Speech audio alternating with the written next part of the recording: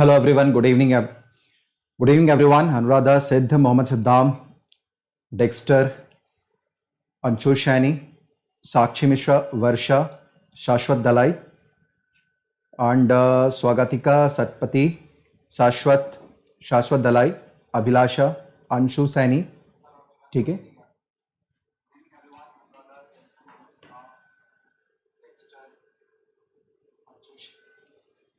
Okay.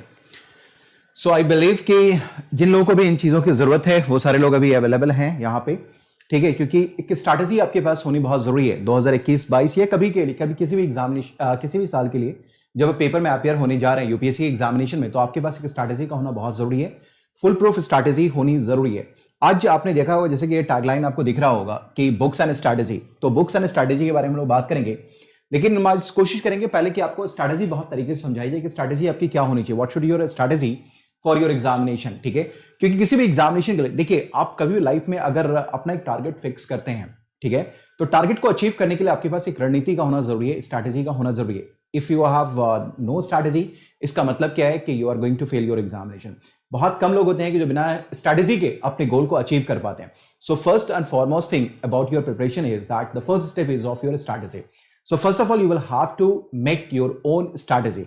अगर आपने strategy अगर नहीं बनाया, अगर स्ट्रैटेजी आपकी नहीं बनती है, अगर स्ट्रैटेजी आपकी सही नहीं है, तो फिर आपका टारगेट अचीव कर पाना बहुत ही मुश्किल काम होता है. तो ये पहली शर्त होती है कि आपके पास स्ट्रैटेजी होनी चाहिए.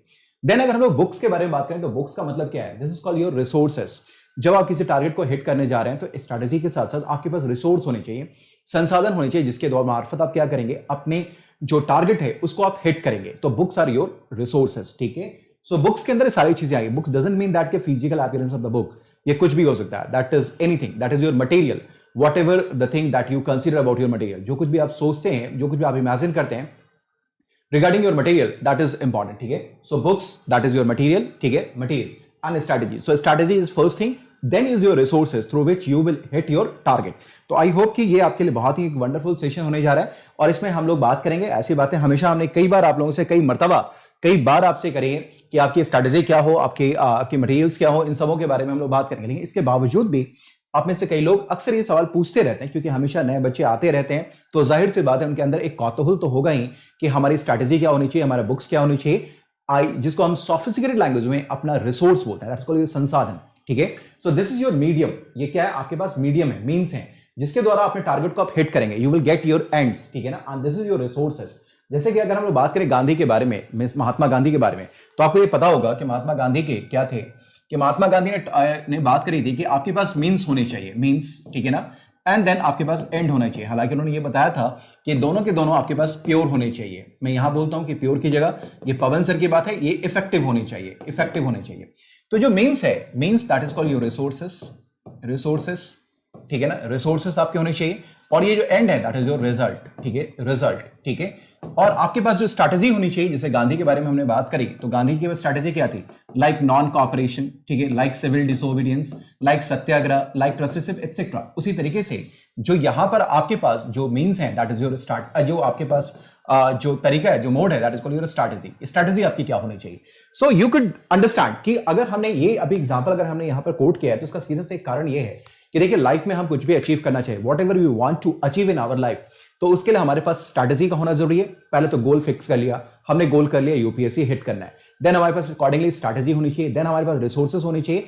And the tool that we are going to adopt, जिसको हम लोग अडॉप्ट करने जा रहे हैं, वो हमारी क्या है? वो हमारी strategy. Right, so strategy, resources and your and, ये सारी चीजें आपके पास होनी जरूरी है. अदरवाइज आप वेगा बाउंड हो जाएंगे, आप डिस्ट्रैक्ट कर जाएंगे, आपका रिजल्ट कभी भी हिट नहीं होगा. तो इसीलिए इस लिहाज से ही मैं आपके लिए आज बात करने वाला हूं. सबसे ज्यादा फोकस हमारा होगा स्ट्रैटेजी को लेकर, क्योंकि strategy is very important thing. तब तक आप लोग सभी लोग जुड़ जाइए. प्लीज क्लास को शेयर जरूर कर दिए, जितने भी लोग हैं प्लीज क्लास को शेयर कर दिए, क्योंकि आप लोग बार बार पूछते रहते हैं, इसलिए जरूरी है कि आपको मैं बार बार इस चीजों को बताऊं. और अभी कम से कम कुछ दिनों के लिए तो स्ट्रैटेजी और बुक्स के फिर बात अभी नहीं होगी. तो इसलिए जितने भी मैक्सिमम लोग हैं जिनको ये जिन्हें स्ट्रैटेजी को लेकर, बुक्स को लेकर के, एग्जामिनेशन पैटर्न को लेकर के जो भी कंफ्यूजन है, so please you all are invited, बल्कि in fact cordially invited to attend this session. तो आप लोग भी अपने एंड से इस बात को कर दें. ठीक है, चलिए आ जाइए. और एक चीज और मैं फिर बता दूं कि ये कोई बहस नहीं है. ये यहां 20 और 21 आ गया, बेसिकली ये 21 और 22 है. ठीक है ना, ये 21 और 22 होना चाहिए, 21 और 22. ठीक है, आप ये 23 भी ले जाएं, 24 ले जाएं, कभी भी आपको एग्जामिनेशन देना है तो इसके लिए आपके पास आएगा। चलिए आज हम लोग बात करना शुरू करते हैं। तो पहले अपने बारे में थोड़ी सी जानकारी मैं दे दूं आपको सभी लोगों को कि जितने भी लोग हैं। It's a brief introduction about me, more than 10 years of teaching experience, Indian polity, governance, IR, history, art and culture and current affairs. और ये सारी क्लासेस ऑलमोस्ट आपके हमारे प्लस की क्लासेस पे भी अवेलेबल है, यूट्यूब पे भी अवेलेबल है। So examination planner and strategist, mock interview panelist रहा हूं and more than 50,000 plus students को अभी तक हमने मेंटर कर रखा है। दूसरी बात क्या है कि अनअकैडमी के आप पे जब अगर जाएंगे आप तो ये ऑल इंडिया रैंक 2019 जो आप देख पा रहे होंगे, ये आपके प्रदीप सिंह जी, इनका एक्सक्लूसिव इंटरव्यू मेरे साथ अनअकैडमी पे आपको मिलेगा। अनअकैडमी के आप पे आपको जाना पड़ेगा, ठीक है। जो आप आपको फॉलो कर लेंगे ना, आप पे जाकर मेरे प्रोफाइल को फॉलो कर लेंगे तो वहां ये आपको वीडियो मिल जाएगा जिनके साथ मेरा प्रदीप सिंह जी के साथ जो इंटरेक्शन हुआ उसको। ये आपको सुनना इसलिए जरूरी है ना क्योंकि आप भी अपनी स्ट्रैटेजी टॉपर्स को सुन के भी बना सकते हैं। You can made your own strategy by listening others. Others का मतलब खासकर वो जो कि टॉप किया हो, जिसने एग्जामिनेशन में ऑल इंडिया रैंक 1 हासिल किया हो। He is a very generous guy, he is a very thorough gentleman. आप इनको सुनेंगे तो आपको लगेगा कि कोई भी जो एक कॉमन आदमी है वो भी यूपीएससी के बारे में सोच सकता है और इसको अचीव कर सकता है। So you should listen him very carefully on my app. आप जाएंगे तो मेरे ऐप में आप जाके देखेंगे, जो मेरा प्रोफाइल है वहां जाके देखेंगे तो ये सेशन आपको वहां पर दिख जाएगा। आपको देखना भी चाहिए, मैं आपको हाईली रेकमेंड करूंगा। बहुत ही जल्दी मैं आप सभी लोगों के लिए 2021 और 22 के लिए क्या करो, एनसीईआरटी के सीरीज लेके आने वाला हूं थ्रू एनसीईआरटी 6 to 12 इसी चैनल पे, पॉलिटी गुरु के चैनल पे, राइट। और ये आपको मालूम है 5 अक्टूबर से अपना ये बैच शुरू हो रखा है जो कि बहुत ही इफेक्टिव बैच है, जिसमें जितने भी स्टॉलवर्ड टीचर्स हैं वो आपको यहाँ पर दिखाई देंगे, राइट। चलिए आ जाइए। नेक्स्ट आपको यहाँ देखेंगे लाइव क्लासेस, टेस्ट सीरीज, ठीक है ना, ऑन डाउट क्लियरिंग सेशन, सारी की सारी चीजें आपको यहाँ पर अनअकैडमी के प्लेटफॉर्म पे मिलती है, प्लस की क्लासेस मिलती है। अगर आप में से कोई भी अगर ये प्लान कर रहा है कि आपको क्या कहते हैं प्लस को ज्वाइन करना है और आपको ज्वाइन करना भी चाहिए तो आप पवन 10 का कोड अप्लाई कर सकते हैं, यानी तो पवन SP का कोड अप्लाई कर सकते हैं। कई बार एक कोड में प्रॉब्लम आ जाता है तो कई बार पेमेंट प्रोसेस नहीं होता रहता है, तो आप इसके लिए दूसरा कोड अप्लाई कर सकते हैं, that is called Pawan SP, पवन 10 या पवन SP का कोड आप अप्लाई कर सकते हैं, राइट। चलिए आ जाइए। अभी सबसे पहले तो हम लोग बात करें कि हम जिस एग्जामिनेशन को लेकर के बात करने जा रहे हैं कि हमारी स्ट्रैटेजी क्या हो, उस एग्जामिनेशन के पैटर्न के बारे में हमें पता होना चाहिए। जैसे कि आपने सुना होगा किसके बारे में, अपने अभिमन्यु को सुना होगा, he was the son of Arjun, जो जानते एक बहुत बड़ा वॉरियर था, आर्चर था, जो महाभारत में आपने सुना भी होगा अर्जुन के बारे में। Arjun was a great Archer, बहुत बड़ा ये तीरंदाज थे वो, और वो पांडवों में से एक ब्रदर थे। He was one of the brothers of Pandavas, ठीक है। तो इसमें देखेंगे कि उन्होंने आपने देखा कि उनका जो पुत्र है अभिमन्यु, ठीक है, वो चक्रव्यूह का मतलब एक तरीके की प्लानिंग थी, एक स्ट्रैटेजी था। उसको पहले उसको जानना चाहिए था कि क्या होता है, कैसे पूरी की पूरी चतुरंगी सेना वहां पर लगी रहती है, फिर आप उसको भेदना सीख पाएंगे। यानी कि अगर आपको ये पूरा प्लान पहले पता हो जाए कि पूरा का पूरा जो दुश्मन का इलाका है वो है क्या, ठीक है ना। जैसे आप में से किसी ने अगर SSB वगैरह दिया होगा तो आपके पास एक मिलिट्री प्लानिंग आती है, तो आपको मिलिट्री प्लानिंग में ये पता होना चाहिए कि हाँ ये पूरा का पूरा चक्रव्यूह रचा गया है। जब तक इस पूरे चक्रव्यूह को आप बहुत तरीके से नहीं समझ लेंगे, चक्रव्यूह आप नहीं समझ पाएंगे, ये मिलिट्री प्लान अगर आप नहीं समझ पाएंगे तब तक आप इसको तोड़ नहीं पाएंगे। आपको तोड़ना बहुत जरूरी है। तो इसके लिए जरूरी है कि आप जिस एग्जामिनेशन को, यानी कि जिस एग्जाम के चक्रव्यूह को आप तोड़ने के लिए जा रहे हैं उस चक्रव्यूह को समझें। That is called your examination pattern क्या है, दैट इज योर चक्रव्यूह। तो इस चक्रव्यूह को आपको तोड़ना आना चाहिए। You have to be a warrior, you have to be an archer. जब तक आप ये नहीं होंगे तब तक आप जो है इस तरीके से अपनी स्ट्रैटेजी बना ही नहीं सकते। तो पहले एग्जामिनेशन पैटर्न को देखते हैं कि क्या है। देखिए क्या है, आप सभी लोगों को यह मालूम है कि एग्जामिनेशन में आपके पास क्या है, जस्ट अ सेकेंड सर। देखिए एग्जामिनेशन में आपको मैं बता दूं एग्जामिनेशन में क्या है सर। एग्जामिनेशन जो है ये आपके पास 3 टायर स्ट्रक्चर है एग्जामिनेशन का। सिंपल तरीके से, बेसिक तरीके से समझना शुरू करते हैं। 3 टायर एग्जामिनेशन का, tyre 1 that is called prelims, ये आपके पास क्या है, प्रीलिम्स का एग्जामिनेशन होता है, ठीक है। दूसरा आप देखेंगे टायर 2 होता है, that is called your mains. एक टायर 3 होता है, that is called your interview, that is your personality test, ठीक है ना, that is your interview, your personal interview आपका होता है। So interview that is your personal interview, ठीक है। अब ये देखेंगे क्या कि ये जितने एग्जामिनेशन है, जो एग्जामिनेशन का जो 3 टायर आपको दिखाई दे रहा है, इन तीनों में अलग अलग तरीके से यानी कि डिफरेंट वे से आपको जज किया जाता है। सो ये all the 3 stages you are being judged by the UPSC. Judgement आपका होगा, जजमेंट आपको जज किया जाएगा 3 डिफरेंट मेथड से। 3 डिफरेंट जो मेथड्स हैं वो उसके द्वारा आपको जज किया जाएगा डिफरेंट मेथड से, ठीक है। हालांकि जो फर्स्ट टायर में जो आपका जजमेंट होता है ना, वो केवल और केवल स्क्रीनिंग के लिए है, ये प्रीलिम्स, ठीक है ना। इसके अंदर आप स्क्रीन होते हैं, इसका कोई मेरिट से कुछ लेना देना नहीं है, केवल स्क्रीनिंग है। स्क्रीनिंग किसके लिए? कि आप मेंस के लिए एलिजिबल हैं या नहीं, क्या आप इसके पास आपके पास इतनी क्षमता है कि आप इस यूपीएससी के एग्जामिनेशन में बैठ सकते हैं और आपके इतना नॉलेज बेस है, ठीक है ना, आपके अंदर इतना परसिवरेंस है कि आप एग्जामिनेशन में बैठे और इस एग्जाम को क्लियर करें और ये भावी ब्यूरोक्रेट बने, ठीक है। सो साधारण शब्दों में अगर बात करें तो एक तरीके से स्क्रीनिंग जो है वो भीड़ को छांटने का काम कर रहा है और भीड़ के अंदर से जो क्रीम बच्चे हैं जिनको लगता है कि इनके अंदर पोटेंशियल है यूपीएससी क्लियर करने का, उनको लिया जाता है। तो सबसे पहला स्टेज है कि आपको अपने आप को पहले प्रूफ करना पड़ेगा कि you are one of the competent would be bureaucrat, ठीक है ना, कि आप हो सकते हैं, आपके अंदर है। तो आप देखेंगे कि जो स्क्रीनिंग है, जो मैंने बोला कि आपको जज करने का तरीका है, आप देखेंगे यहाँ ऑब्जेक्टिव नेचर का होता है ये सारा का सारा। ऑब्जेक्टिव में देखेंगे कि नंबर ऑफ क्वेश्चंस 100 होंगे, 120 मिनट्स होता है, डिफरेंट टाइप के क्वेश्चन पूछे जाएंगे और आपके पास क्या है, जो डिफरेंट टाइप के क्वेश्चन पूछे जाते हैं ना यहां पर में, तो आपके अंदर एक बहुत बड़ा प्रेशर क्रिएट किया जाता है, यानी कि इतने कम समय में इतने सवालों को, और आपने अभी देखा है 2020 का पेपर हुआ ही है कि आपके ऊपर कितना ज्यादा आपका दबाव होता है और इस दबाव में रह करके भी आपका कट ऑफ, अभी जितने भी लोग कह रहे होंगे सारे लोग लेस देन 50% की बात कर रहे हैं, यानी कि 200 नंबर में से अगर आपको 96, 98, 94, 92 भी अगर आ रहा है तो you are in the race. ये नहीं कहते कि 92 पे आपका हो ही जाएगा, 92 पे आप you are in the race, 94 पे भी आप रेस में, 96 पे भी हैं, तो कहीं भी इसका मतलब लेस देन 100 पे, लेस देन 50% पे आपका है कि हाँ आप जो है सो एग्जाम को क्वालिफाई करेंगे। इसका मतलब क्या है कि कितने प्रेशर में रह करके और कितना चीज होता है जिसमें कि आपको इस एग्जाम को क्लियर करना होता है। सो ये कह रहे हैं, इसके बारे में बाद में बात करेंगे। सो इसका मतलब क्या है कि आप डिफरेंट लेवल पे जज किए जाते हैं, ठीक है। दूसरी बात, जो प्रीलिम्स है स्क्रीनिंग है, इसका मतलब क्या है, इसका मेरिट में कोई भी रोल नहीं है। मेरिट इसका मतलब क्या है कि आप आईएएस बनेंगे, इसका कोई कंट्रीब्यूशन नहीं है, बस इतना ही कंट्रीब्यूशन है कि आपको मेंस के लिए क्वालिफाई करवा रहा है। आपके जो टोटल मार्क्स आएंगे जिसके ऊपर आपकी ऑल इंडिया रैंकिंग बनेगी, आपका जो मेरिट बनेगा वो सारा का सारा इस दो जगह पर टायर 2 और टायर 3 के लेवल पे बनेगा। टायर 1 पे आपका कुछ भी नहीं बना है, दैट इज कॉल्ड मेंस और that is your personal interview, ठीक है ना। सो मेंस और इंटरव्यू ये दो चीजें हैं जिसके ऊपर में आपका क्या होगा, सारा का सारा आपका फिट डिसाइड होगा यूपीएससी के अंतर्गत। आई बिलीव कि आप इन चीजों को समझ रहे होंगे, ठीक है। अब आइए, तो अब हमें पहले ही समझना होगा कि प्रीलिम्स का पैटर्न क्या है, प्रीलिम्स में क्या चीजें आती है और हमें क्या करना होगा, ठीक है। देन हम लोग बात करेंगे मेंस को लेकर के, फिर हम लोग बात करेंगे इंटरव्यू को लेकर के, राइट। तो देखिए, जब आप आईएएस के प्रीलिम्स के एग्जामिनेशन में आएंगे तो आप ये देख पा रहे होंगे कि ये आपके पास दो पेपर होते हैं, paper 1 and paper 2, paper 1 and paper 2। जो पेपर 1 है ना, वो वर्चुअली यही आपको क्या करता है, ये क्वालिफाई करवाता है मेंस के लिए, ये क्वालिफाई करवाएगा आपको, ठीक है ना। और इसका जो नेचर है, नेचर ये है क्वालिफाइंग, ये नेचर इसका क्या है, क्वालिफाइंग। इसका मतलब क्या है कि आपको केवल और केवल क्या करना है, इसमें पास करना है और ये आपका मेरिट बना करके क्या करेगा, आपको मेंस के लिए, मेंस मेरिट बना करके आपको मेंस के लिए क्या करेगा, आपको आगे भेज देगा कि हाँ इस मेरिट में आप आ गए, इतना थ्रेशोल्ड है, आप जाइए मेंस लिखिए, ठीक है। सो पूरा का पूरा अगर गेम देखें तो प्रीलिम्स में आपका किसका है, जीएस पेपर 1 का है। जीएस पेपर 1 का मतलब हो गया जो भी आप जानते हैं, history, geography, polity, economy and everything, वो सारी चीजें आपको यहां पर पढ़नी होती हैं, सारी चीजें पढ़नी होती हैं। तो ये देख लीजिए आपने।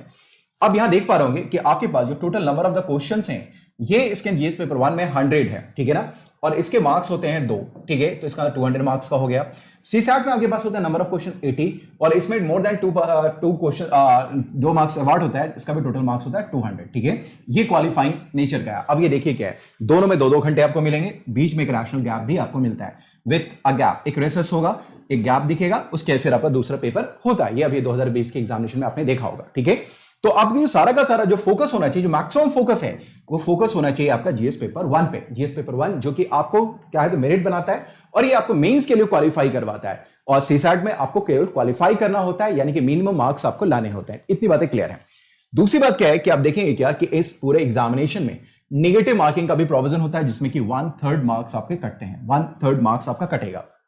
देखिए, ये सारी बातें जितनी हो रही हैं, ये सारी बातें खास करके जो बिगिनर्स हैं, जिनका फाउंडेशन अभी जिनको लेना है, ठीक है ना, जिनको तैयारी करनी है, ये उनके लिए, जिन्होंने एग्जामिनेशन दे रखा है, जिन्होंने पहले से पढ़ाई कर रहे हैं, जो तैयारी कर रहे हैं, उनके लिए इतना ये बहुत उपयोगी नहीं है, लेकिन हाँ उनके लिए भी उपयोगी है अगर आप मेरी बातों को गौर से सुनते हैं और समझते हैं, तो अंत तक मेरे साथ बने रहते हैं।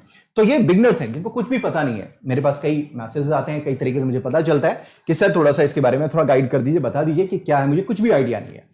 सो यहां पर 1/3 मार्क्स आपका कटता है, यानी कि 0.66 मार्क्स आपके एक गलती पर आपकी कटती है।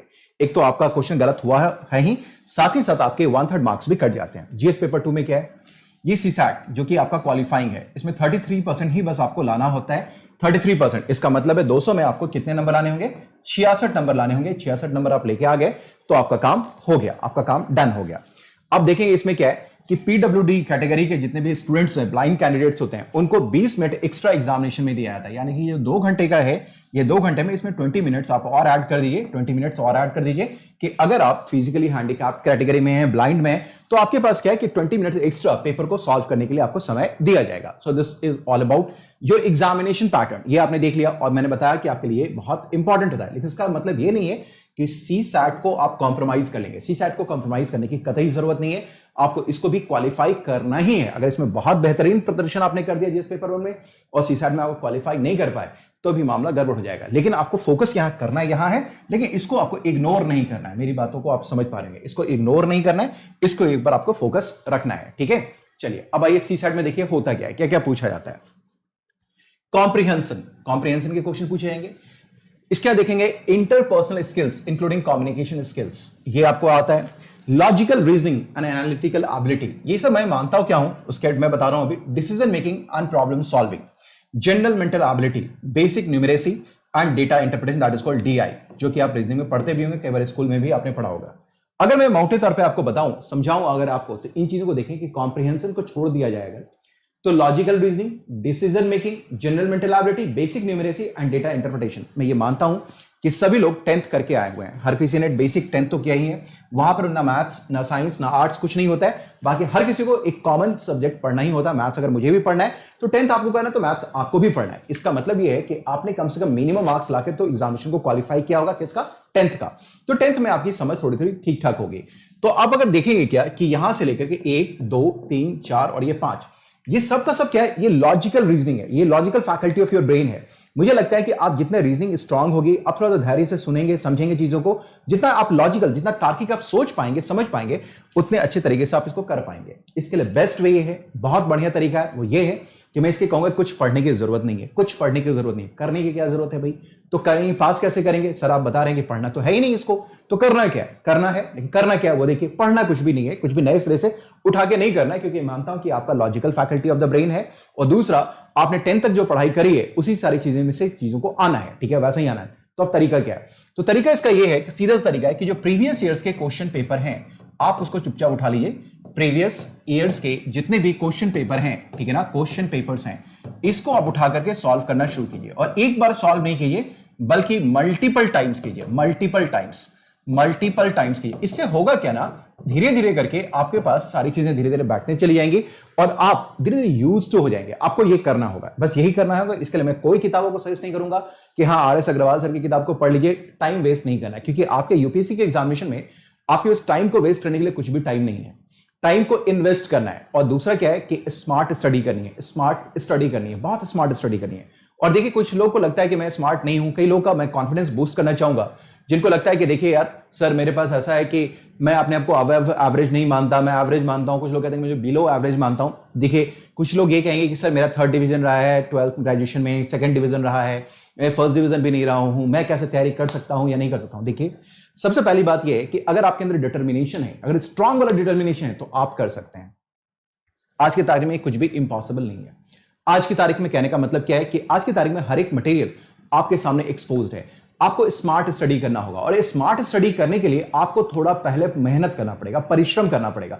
और आप परिश्रम लगातार कर करके भी अगर आप स्मार्ट नहीं है तो भी आप स्मार्ट बन जाएंगे। ये मेरा आपसे बिल्कुल आपको मैं बता रहा हूं कि एक प्रॉमिस है कि अगर आप स्मार्ट नहीं है, जो लोग बहुत संयमित हैं, बहुत पेशेंस वाले लोग हैं, तो मैं कहता हूं कि आप मेहनत कीजिए पेशेंस के साथ, आप मेहनत कर करके एक दिन स्मार्ट हो जाएंगे। आपको पढ़ना आ जाएगा, आपको लिखना आ जाएगा। जैसे मैंने आपको हमेशा कहा है कि फोकस के प्रोग्राम में कि देखिए मैं आपको केवल पढ़ा नहीं रहा, मैं आपको पढ़ना सिखा रहा हूं। दैट इज कॉल्ड, मैं मेहनत करना सिखा रहा हूं आपको। जैसे एक दिन सीख लेंगे ना तो आप खुद स्मार्ट स्टडी करना शुरू करेंगे। जैसे मान लीजिए कि आज मैं हूं, मेरे साथ 2 और लोग यहां खड़े हैं, मान लीजिए जो आपको दिख नहीं रहे, इनविजिबल हैं ये दोनों लोग। इन तीनों लोगों को तैयारी करनी है यूपीएससी के लिए। तो आपको क्या लगता है कि तीनों की एक कॉमन स्ट्रैटेजी क्या हो सकती है? नहीं हो सकती है, क्योंकि इनकी वास्तविकताएं अलग होंगी, रियलिटीज अलग होंगी, इनकी रियलिटीज अलग होंगी, मेरी रियलिटीज अलग होगी। तो मैं अपनी सुविधा से, अपने अकॉर्डिंगली, अपने रिक्वायरमेंट के हिसाब से, मैं अपने इंटेलिजेंस, मान लीजिए 3 लोग खड़े हैं, सबका इंटेलिजेंस का लेवल भी अलग अलग होगा, सबके बैठने की क्षमता भी अलग होगी, कुछ चीजें जरूर कॉमन होंगी, लेकिन हमारे रास्ते क्या होंगे, कॉमन जो है, लक्ष्य जो होगा वो कॉमन है, एक हिट करना है, लेकिन रास्ता अलग हो सकता है जरूर, इसमें कहीं से कोई दो राय नहीं है। लेकिन हाँ, उस रास्ते में कुछ चीजें कॉमन तो जरूर होंगी। ठीक है। तो इसलिए आपको मैं बताता हूं कि मेहनत करना सीखे, मेहनत कर करके भी एक दिन आप स्मार्ट बन सकते हैं। कोई मैटर नहीं करता कि आपने 3rd डिवीजन से पास किया है, 2nd डिवीजन से पास किया है, 1st डिवीजन से पास किया है। ऐसा होता तो केवल टॉपर्स ही यूपीएससी करते हैं, जो बाकी 3rd डिविजनर्स है वो कभी क्वालिफाई नहीं करते। बहुत सारे ऐसे मैं जानता हूं कि जो ब्यूरोक्रेट हैं, जिन्होंने ग्रेजुएशन फेल कर लिया, 10th फेल किया, वो भी आज ब्यूरोक्रेट हैं। थर्ड डिवीजन वो आए हैं +2 में, जिनका ग्रेजुएशन भी बहुत बढ़िया नहीं रहा, लेकिन today they are the bureaucrats. तो इसलिए इस बात को दिमाग से बिल्कुल निकाल दीजिए कि आप कर नहीं सकते हैं, बस आपको करना आना चाहिए। तो आपने ये देख लिया कि ये आपके पास पूरा का पूरा सीसैट का पैटर्न है, ये पूरा का पूरा चीज आपको दिखाई दे रहा है कि comprehension, interpersonal skill including communication skill, इसको छोड़ करके बाकी जितनी भी चीजें हैं ये सारे का सारा आपको logical faculty of the brain है। और अगर आपने थोड़ी पढ़ाई लिखाई का 10th तक ठीक ठाक करी है तो आप इसको कर ले जाएंगे। इसके लिए बहुत ज्यादा प्रॉब्लम होने की जरूरत नहीं है, प्रॉब्लम में आने की जरूरत नहीं है, इसके लिए कोई किताब लेने की जरूरत नहीं है। बस प्रीवियस इसका क्वेश्चन पेपर मल्टीपल टाइम्स को सॉल्व कीजिए, यही मेरी आपसे सलाह होगी। बाकी आप अपने हिसाब से, अपनी जरूरत के हिसाब से, अपने लेवल के हिसाब से डिसीजन ले सकते हैं। कोई दिक्कत होगी तो आप मुझसे कांटेक्ट कर सकते हैं, राइट। चलिए अब आइए दूसरा तरीका देखिए, मेंस में आइए। अब देखिए मेंस में बताओ, मैं मेंस में आने से पहले सीधा सीधा मैं आपको बताना चाहूंगा 2-3 चीजें हैं सर, वो इसको समझ लीजिए आप बिल्कुल। मेंस में क्या है देखिए, क्या है मेंस में, 2 तरीके की बातें हैं, 2 पेपर आपका, 2 तरीके का पेपर आता है मेंस। एक है फिर से मेंस में, एक जो है आपका क्या है क्वालिफाइंग है, क्वालिफाइंग है जिसमें आपको केवल और केवल पास करना है, ठीक है। और एक वैसे सब्जेक्ट्स हैं जहां पर में आपका मेरिट बनना है, मेरिट डिसाइड होना है, ठीक है ना, जो मार्क्स आपके लिए जुड़ेंगे, मेरिट बनना है, ठीक है, आपको करना होगा। तो एक हो गया क्वालिफाइंग नेचर का, और एक जो आपके मेरिट को बनाएगा, ठीक है ना। एक क्वालिफाइंग हो गया और दूसरा जो आपके मेरिट को डिसाइड करेगा। सो क्वालिफाइंग और दूसरा आपके मेरिट को डिसाइड करने वाला, राइट। सो क्वालिफाइंग में देखिए क्या है, क्वालिफाइंग में आप जानते हैं कि कंपलसरी पेपर्स आते हैं, जिसकी बात मैं करूं आपको यहां पे देख पा रहे होंगे कि आपके पास कंपलसरी पेपर्स हैं, ये दोनों के दोनों क्वालिफाइंग है। ये आपको देखा रहा होगा कि मैंने यहां लिख भी रखा है, क्वालिफाइंग है। इसमें से जो भी आप जानते होंगे शेड्यूल 8 के अंतर्गत, यानी कि जो अनुसूची 8 है उसके अंदर जो भी 22 भाषाएं हैं उनमें से एक भाषा का आप चुनाव कर सकते हैं। यहां पर कोई भी आउट ऑफ 22 लैंग्वेजेस जो हैं शेड्यूल के, उनमें से कोई एक आपको क्या करना होगा, चुनना पड़ेगा, ठीक है। सो आपको ये एग्जामिनेशन में देना पड़ेगा, चाहे आप मैथिली चुन लें, चाहे आप बांग्ला चुन लें, चाहे आप हिंदी चुन लें, चाहे उड़िया चुन लें, कुछ भी चुन लें, ठीक है। आपको एक भाषा देना पड़ेगा, एक पेपर देना पड़ेगा क्वालिफाइंग नेचर का। दूसरा एक आपके पास इंग्लिश होगा जो कंपलसरी है, ये सारे के सारे ऑब्जेक्टिव कंपलसरी इंग्लिश आपको देना पड़ेगा, और ये आपके 3 घंटे का होगा, ये भी आपके 3 घंटे का होगा, पर्याप्त समय है। और ये कुल मिलाकर 300 और 300 है, ये कुल मिलाकर 600 हो गया। लेकिन इस 600 का जो वजूद है वो केवल और केवल क्वालिफाई करने के लिए है, ना कि इसका मेरिट में कोई इसका कोई योगदान है। There is no role at all, ठीक है। यानी कि 600 मार्क्स जो है आपके, ये केवल और केवल आपको क्वालिफाई करवाने हैं, केवल और केवल क्वालिफाई करना। अब रही बात कि सर जब इसका मेरिट में कोई रोल नहीं है तो ये कंपलसरी पेपर्स क्यों डाले गए, तो आप जानते हैं कि हमारा जो कंट्री है वो क्या है, एक कल्चरल डाइवर्सिटी का कंट्री है। कल्चर आपको कहीं भी जाना होगा। दूसरा क्या है कि जो आप आईएएस और आईपीएस के एग्जामिनेशन के लिए बैठ रहे हैं, इसमें से खास कर चाहे सेंट्रल सर्विसेज हो, किसी के लिए भी ऑर्डिनरी सर्विसेज के लिए, आपका जो जॉब होगा वो ऑल इंडिया ट्रांसफरेबल होगा। चाहे आप ऑल इंडिया सर्विसेज में आए या आप सेंट्रल सर्विसेज में आए, तो आपके पास कम से कम एक ऐसी भाषा, कनेक्टिंग भाषा आनी चाहिए। और साथ ही साथ आपके पास दूसरी चीज जरूरत जो है वो क्या है, वो ये है कि शेड्यूल 8 के अंतर्गत जो भी 22 भाषाएं, उनमें से कम एक भाषा तो आपके पास आनी ही चाहिए, ताकि आप कहीं जाएं तो अपने आप को कंफर्टेबल फील करवा पाए कि हाँ ठीक है, अगर हम ब्यूरोक्रेसी में अगर आ रहे हैं तो हम आपके लिए काम कर पाएंगे। तो ये इसीलिए रखा गया है कि आपके पास कम से कम 2 भाषाएं आपके पास आनी चाहिए। एक अंग्रेजी थोड़ी सी आनी चाहिए और थोड़ा एक आपके पास एक जो भी जो शेड्यूल्ड लैंग्वेज है उनमें से कोई एक भाषा आनी चाहिए, ताकि आप कहीं भी जाएं भारत के किसी कोने में तो आप बेहतर तरीके से काम कर पाएं, लोगों से इंटरैक्ट कर पाएं। क्योंकि आपके पास हमेशा कोई आपकी योग्यता के लेवल का कोई व्यक्ति आपको शायद ही कभी मिले, क्योंकि सभी आपसे सबऑर्डिनेट होंगे, सभी आपसे जूनियर होंगे। तो आपका उनके साथ इंटरैक्शन कैसे होगा, कैसे बातचीत करेंगे, कैसे आप उनको समझाएंगे। क्योंकि एज अ डिस्ट्रिक्ट मजिस्ट्रेट कई बार आपको अपना जनता दरबार जैसा कंसेप्ट भी होता है, वो लगाना पड़ेगा, पीपल से इंटरैक्ट करना पड़ेगा, उनके बीच में जाना पड़ेगा, क्योंकि पब्लिक डीलिंग का काम है आपके पास। तो आपको क्षेत्रीय भाषा का ज्ञान तो होना ही चाहिए, और इसीलिए कोशिश की जाती है कि आपको ये सारी चीजें करनी चाहिए, ठीक है। सो ये देख पा रहे हैं, सो 3-3 घंटे का ये प्रोग्राम हो गया। अब आइए देखते हैं मेरिट के लिए। मेरिट में आप देखेंगे कि कुल मिलाकर के जो स्थान है उन 600 को छोड़ने के बाद यानी कि 1750 इसका वजूद है, मेरिट के लिए वजूद है।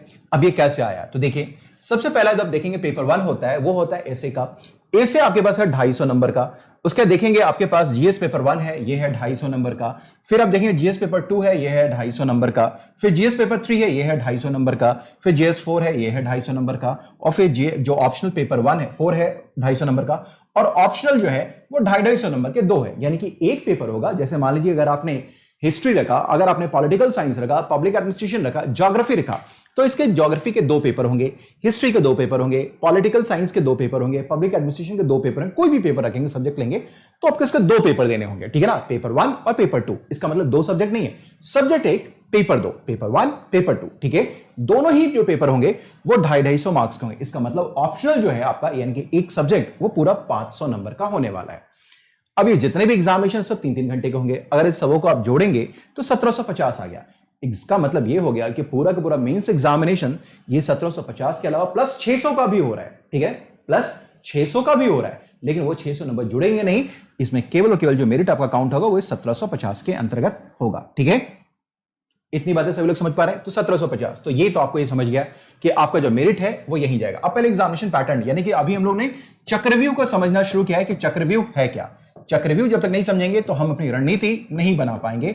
until unless we know the planning, जब तक हमें ये अपना टास्क नहीं पता होगा, until unless we don't know about our task, we cannot make our strategy, हम अपनी स्ट्रैटेजी को बना ही नहीं सकते। तो ये आपके लिए जानना जरूरी है कि आपके पास पूरा का पूरा जो चक्रव्यूह है, जो आपके पास जो टास्क है आपके पास, सॉरी टास्क लिया, ये टास्क है जो है वो टास्क आपको समझना पड़ेगा। ये कि पूरा का पूरा जब तक आप इस एग्जामिनेशन को क्वालिफाई नहीं करते तो इस टास्क को आपको कंप्लीट करने में टाइम लग सकता है। कोई आदमी से 2 साल में कर लेगा, कोई 4 साल में करेगा, कोई 6 साल में करेगा, कोई कितने साल में भी करेगा, ठीक है। सो ये डिपेंड करता है कि कितने स्मार्टली आप अपनी स्ट्रैटेजी को बनाते हैं।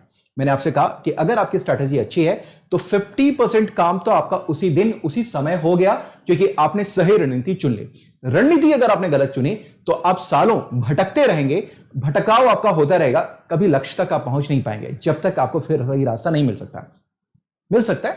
आप वापस लक्ष्य को प्राप्त कर सकते हैं, लक्ष्य की ओर आप अग्रसरित हो सकते हैं, मूव कर सकते हैं, लेकिन तब तक आपको नहीं मिलेगा जब तक कि आप भटकाव रहेंगे। तो इससे रणनीति का होना बहुत जरूरी है।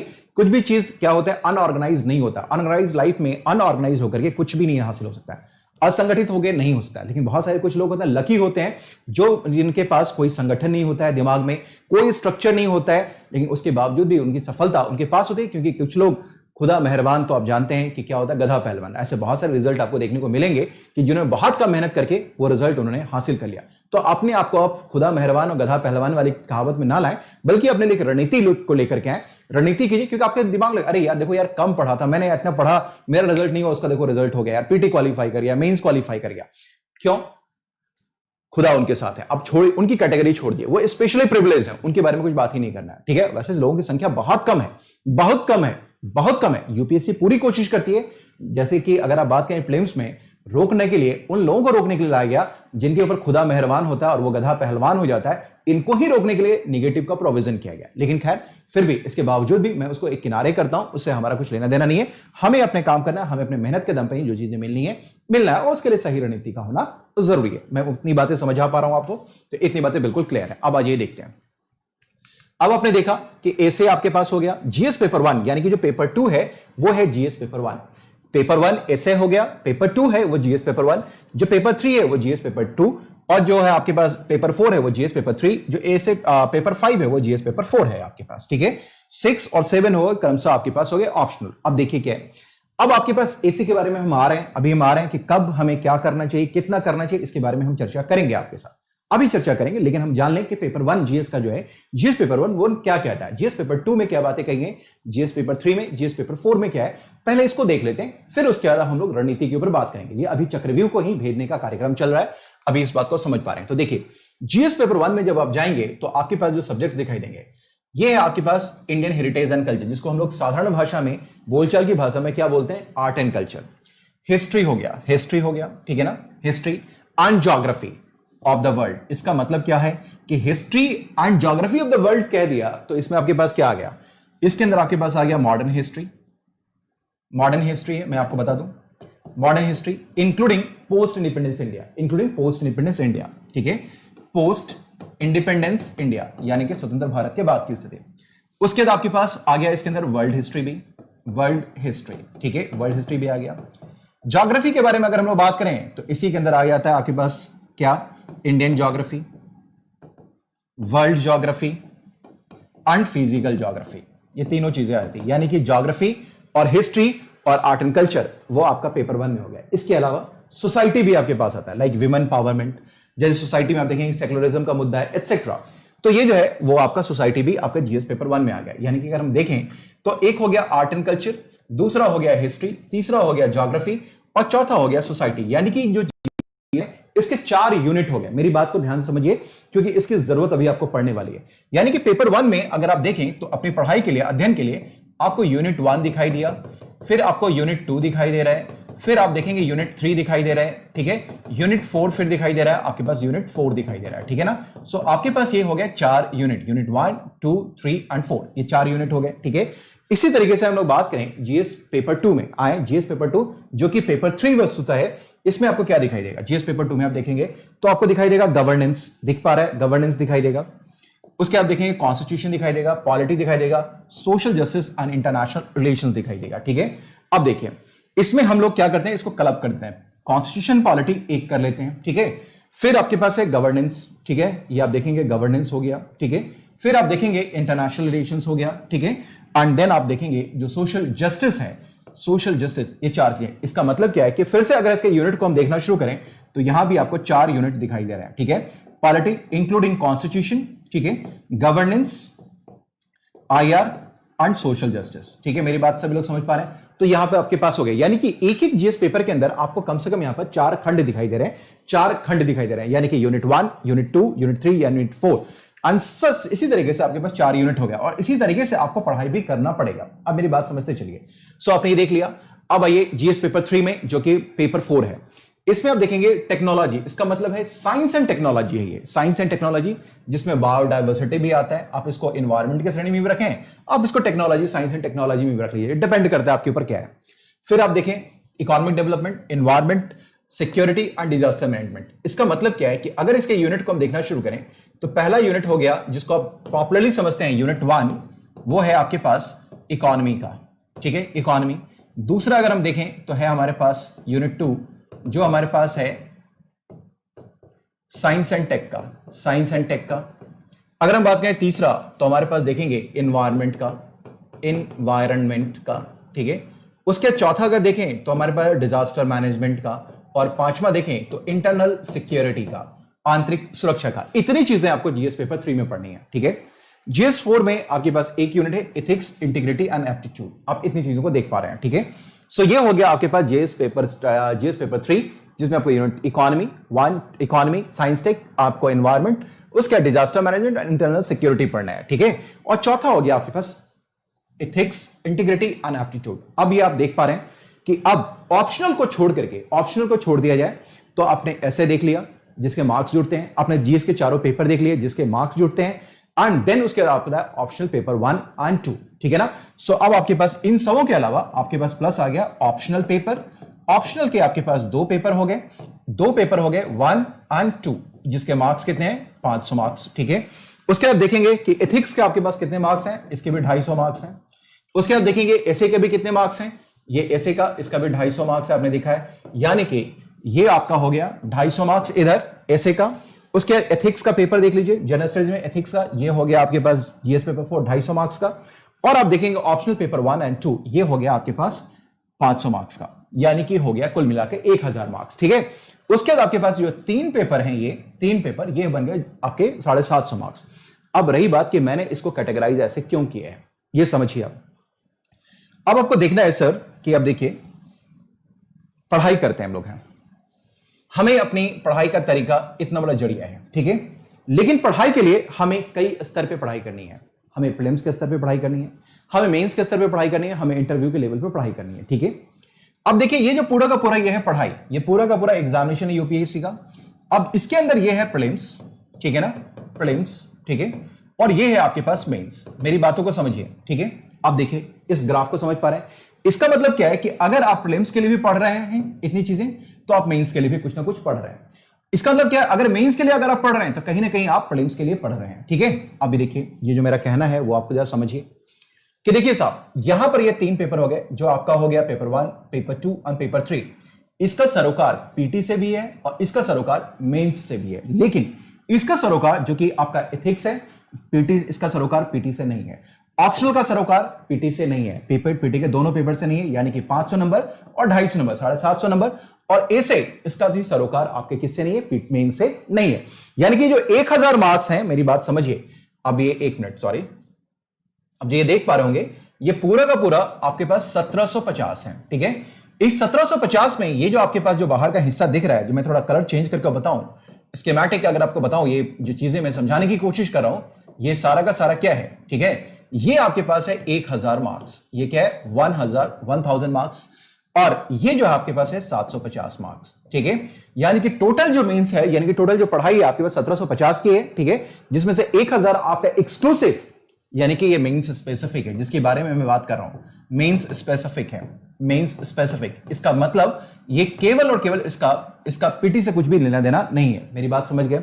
और ये 750 मार्क्स हैं, ये प्री कम मेंस हैं। ये क्या है, इसको हम बोलते हैं प्री कम मेंस, ठीक है, इसको हम लोग बोलते हैं प्री कम मेंस।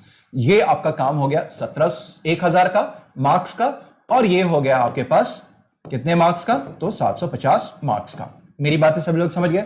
तो ये 1000 हो गया और ये आपके पास 750 हो गए। इतनी बातें स्पष्ट है। अब देखिए ये हमें समझाना क्या है। अब जब हम अपनी रणनीति बनाएंगे तो रणनीति हमें इन्हीं फिगर्स को ध्यान में रख के करना होगा। ऐसा नहीं कि हम बस पढ़े जा रहे हैं। बच्चों की सबसे बड़ी गलती क्या होती है कि बच्चे सबसे ज्यादा इन्हीं चीजों को पढ़ते हैं, यानी कि वो लगातार दिन और रात, जो मैं देखता हूं बच्चे मेहनत करते हैं, वो 750 नंबर के लिए लड़ाई कर रहे हैं, 750 के लिए। आप देखिए क्या पढ़ रहे हो, पॉलिटी पढ़ रहा हूं, क्या पढ़ रहे हो, तो हाँ भाई हिस्ट्री पढ़ रहा हूं, क्या पढ़ रहे हो, ज्योग्राफी पढ़ रहा हूं, क्या पढ़ रहे हो, इकोनॉमिक्स पढ़ रहे हैं, करंट पढ़ रहे हैं। तो कितनी की तैयारी हो रही है आपकी, जरा मुझे आप बताएं। आप मुझे बताएं कि तैयारी कितनी की कर रहे हैं आप बताएं मुझे, मैं जानना चाहता हूं कि आप तैयारी कितने की कर रहे हैं। अब जब यूपीएससी में आपका जो को मैंने बता दिया कि पीटी में जरा 2 घूंट पानी पी लूं,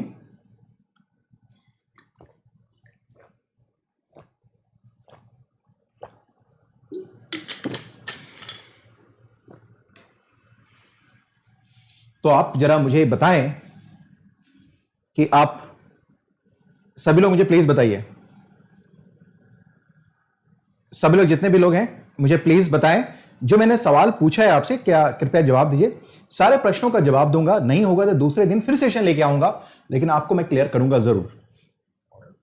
मेरी बातें समझ पा रहे हैं, ये चीजें आपको, ये तस्वीर कुछ बयां कर रही है, ये कुछ समझा रही है, ये कुछ समझ रहे हैं आप कि आप में से जो अधिकांश बच्चे हैं वो कहां भटक रहे हैं, कहां भटक रहे हैं। 750 के लिए आप क्या पढ़ते हैं, हिस्ट्री पढ़ रहे हैं, क्या पढ़ रहे हैं, ज्योग्राफी पढ़ रहे हैं, क्या पढ़ रहे हैं, इकोनॉमिक्स पढ़ रहे हैं, साइंस एंड टेक पढ़ रहे हैं, एनवायरमेंट पढ़ रहे हैं। हो गई कहानी आपकी।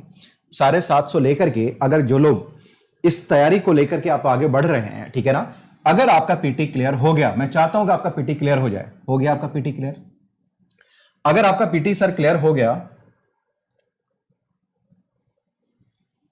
सर अगर आपका पीटी क्लियर हो गया तो आप कितनी की तैयारी के साथ जा सकते हैं। बहुत अच्छी तैयारी में अगर हैं, बहुत अच्छा पॉलिटी पढ़ा दिया पवन सर ने, बहुत अच्छा पीटी पढ़ा, ज्योग्राफी पढ़ा दिया सुमित सर ने, बहुत अच्छा पढ़ा दिया आशीर्वाद सर ने आपको पढ़ा दिया, बहुत अच्छा चीजें आपने पढ़ ली, सारी चीजें आपने पढ़ ली, बहुत बढ़िया पढ़ लिया, बहुत बढ़िया पढ़ लिया। आप कितने के लिए तैयार हो पा रहे हैं? 750, 750, यस सर और नो सर। बात समझिए, फंडामेंटल समझिए। अब इस 750 का आप ट्रैक रिकॉर्ड उठा के देखिए, ट्रैक रिकॉर्ड उठा के देखिए, क्या आपको इसमें 50% नंबर भी आता है? आप देख लीजिएगा जीएस पेपर 1 मैं आपको बताऊं, जीएस पेपर 1, पेपर 2, पेपर 3, सब में आप देखेंगे कि 50% मार्क्स, यानी कि 250 में से 125 नंबर लाना भी आपके लिए बहुत मुश्किल है। लोगों के नंबर क्या आते हैं? 97, बहुत बढ़िया। जो क्वालिफाई एग्जाम कर रहे हैं, जो फाइनली क्वालिफाई कर रहे हैं, 97, 98, 105, 110 ये नंबर रहते हैं, यानी कि लेस देन 50% मार्क्स आपके पास आ रहे हैं। इसका मतलब है कि जो आपने पूरी तैयारी करी, मैं आपको एवरेज भी मान लूं तो आपने 1750 में से 300 नंबर लाने की अपने अंदर क्षमता, मैंने कहा कि बहुत बढ़िया प्रदर्शन, अव्वल दर्जे का प्रदर्शन कर दिया, जो कि टॉपर्स के भी हो सकते हैं। आपने 1750 में 300 नंबर की तैयारी करी। अब मुझे बताएं कि अब आपका इसके ऊपर क्या बात करना है।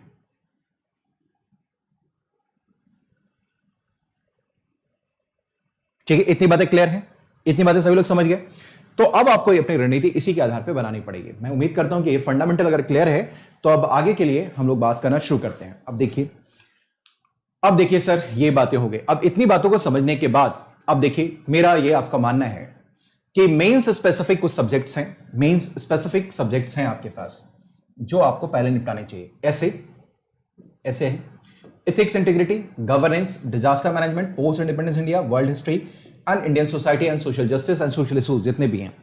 अब देखिए आपकी रणनीति क्या होनी चाहिए। अब आइए स्ट्रेटेजी पे। अब इतनी बातें अगर आपने समझ ली तो स्ट्रेटेजी बनाना बहुत ही आसान काम है, बहुत ज्यादा टफ काम नहीं है, हम आसानी से स्ट्रेटेजी बना सकते हैं। अब ये देख पा रहे होंगे कि मेंस स्पेसिफिक मैं अगर कह रहा हूं तो अब इसका मतलब आप समझ पा रहे हो कि मेंस स्पेसिफिक का मतलब क्या है। What do mean by the term mains specific? क्योंकि ऐसे से आपके प्रीलिम्स में कुछ आना नहीं है, ठीक है, आपके एथिक्स से कुछ आना नहीं है, गवर्नेंस से आ जाता है, इसको हम लोग रख लिए कि नंबर ऑफ क्वेश्चन 1-2 रह सकते हैं, इसको हमने इधर रख लिया। डिजास्टर मैनेजमेंट आना नहीं है, पोस्ट इंडिपेंडेंस से 1-2 क्वेश्चन आते हैं, कभी नहीं आते हैं, इसको भी हमने इधर रख लिया। वर्ल्ड हिस्ट्री से कोई क्वेश्चन आना नहीं है, social justice and social issue से कुछ भी क्वेश्चन नहीं आना है। तो यानी कि ये जो मसला है अगर हमारा, तो इसको हम लोग मेंस स्पेसिफिक में रख सकते हैं, इसको हमने कैटेगराइज कर लिया। मेंस स्पेसिफिक आपके हो गए, ठीक है, क्योंकि 1-2 क्वेश्चन गवर्नेंस से और 1-2 क्वेश्चन आपका सोशल जस्टिस से, कोई क्वेश्चन सोशल इशूज से उठा करके दे दिया, हो गया, और 1-2 क्वेश्चन मेंस पोस्ट इंडिपेंडेंस से। यानी कि मोर और लेस अगर हम लोग बात करें तो सर आप देखिए ये एक तरीके से स्टैटिक पोर्शन है भी है। एक तो ये हो गया स्टैटिक पोर्शन भी है, आपने एक बार ऐसे में कुछ अपनी समझ विकसित कर ली तो ठीक है, बाकी आपका जिस तरीके से एक्यूमुलेटेड नॉलेज आपके पास आता रहेगा उसके अकॉर्डिंग आप काम करते रहेंगे। दूसरा, एक बार आपने एथिक्स में अपनी समझ बना ली, केस स्टडी वगैरह कर लिया तो समझ आपकी बन गई। आपने एक बार गवर्नेंस में कुछ समझ लिया तो गवर्नेंस का भी काम आपका हो गया। डिजास्टर मैनेजमेंट में आपने देख लिया कि जो प्रिंसिपल्स हैं, जो गवर्नमेंट की पॉलिसीज है, उसको आपने देख लिया, बहुत ज्यादा चेंजेस नहीं है। पोस्ट इंडिपेंडेंस भी आपका स्टैटिक है। वर्ल्ड हिस्ट्री में जो पढ़ लिया वो पढ़ लिया, जो Indian society and social justice issues है पढ़ लिया, आपका पढ़ लिया, ठीक है, यानी कि स्टैटिक पोर्शन है। अब देखिए, अब रही बात कि मैं इतनी बातें आपको समझाने के बाद, 1 मिनट मैं चाहूंगा थोड़ा सा पेन का कलर थोड़ा चेंज कर लूं। इतनी बातें समझाने के बाद मैं आपसे कहना क्या चाहूंगा कि देखिए, जब कभी भी आप तैयारी करें तो 2 तरीके से तैयारी करनी है साहब, जिसको मैंने पहले भी बता रखा है। एक किसको हम लोग बोलते हैं स्टैटिक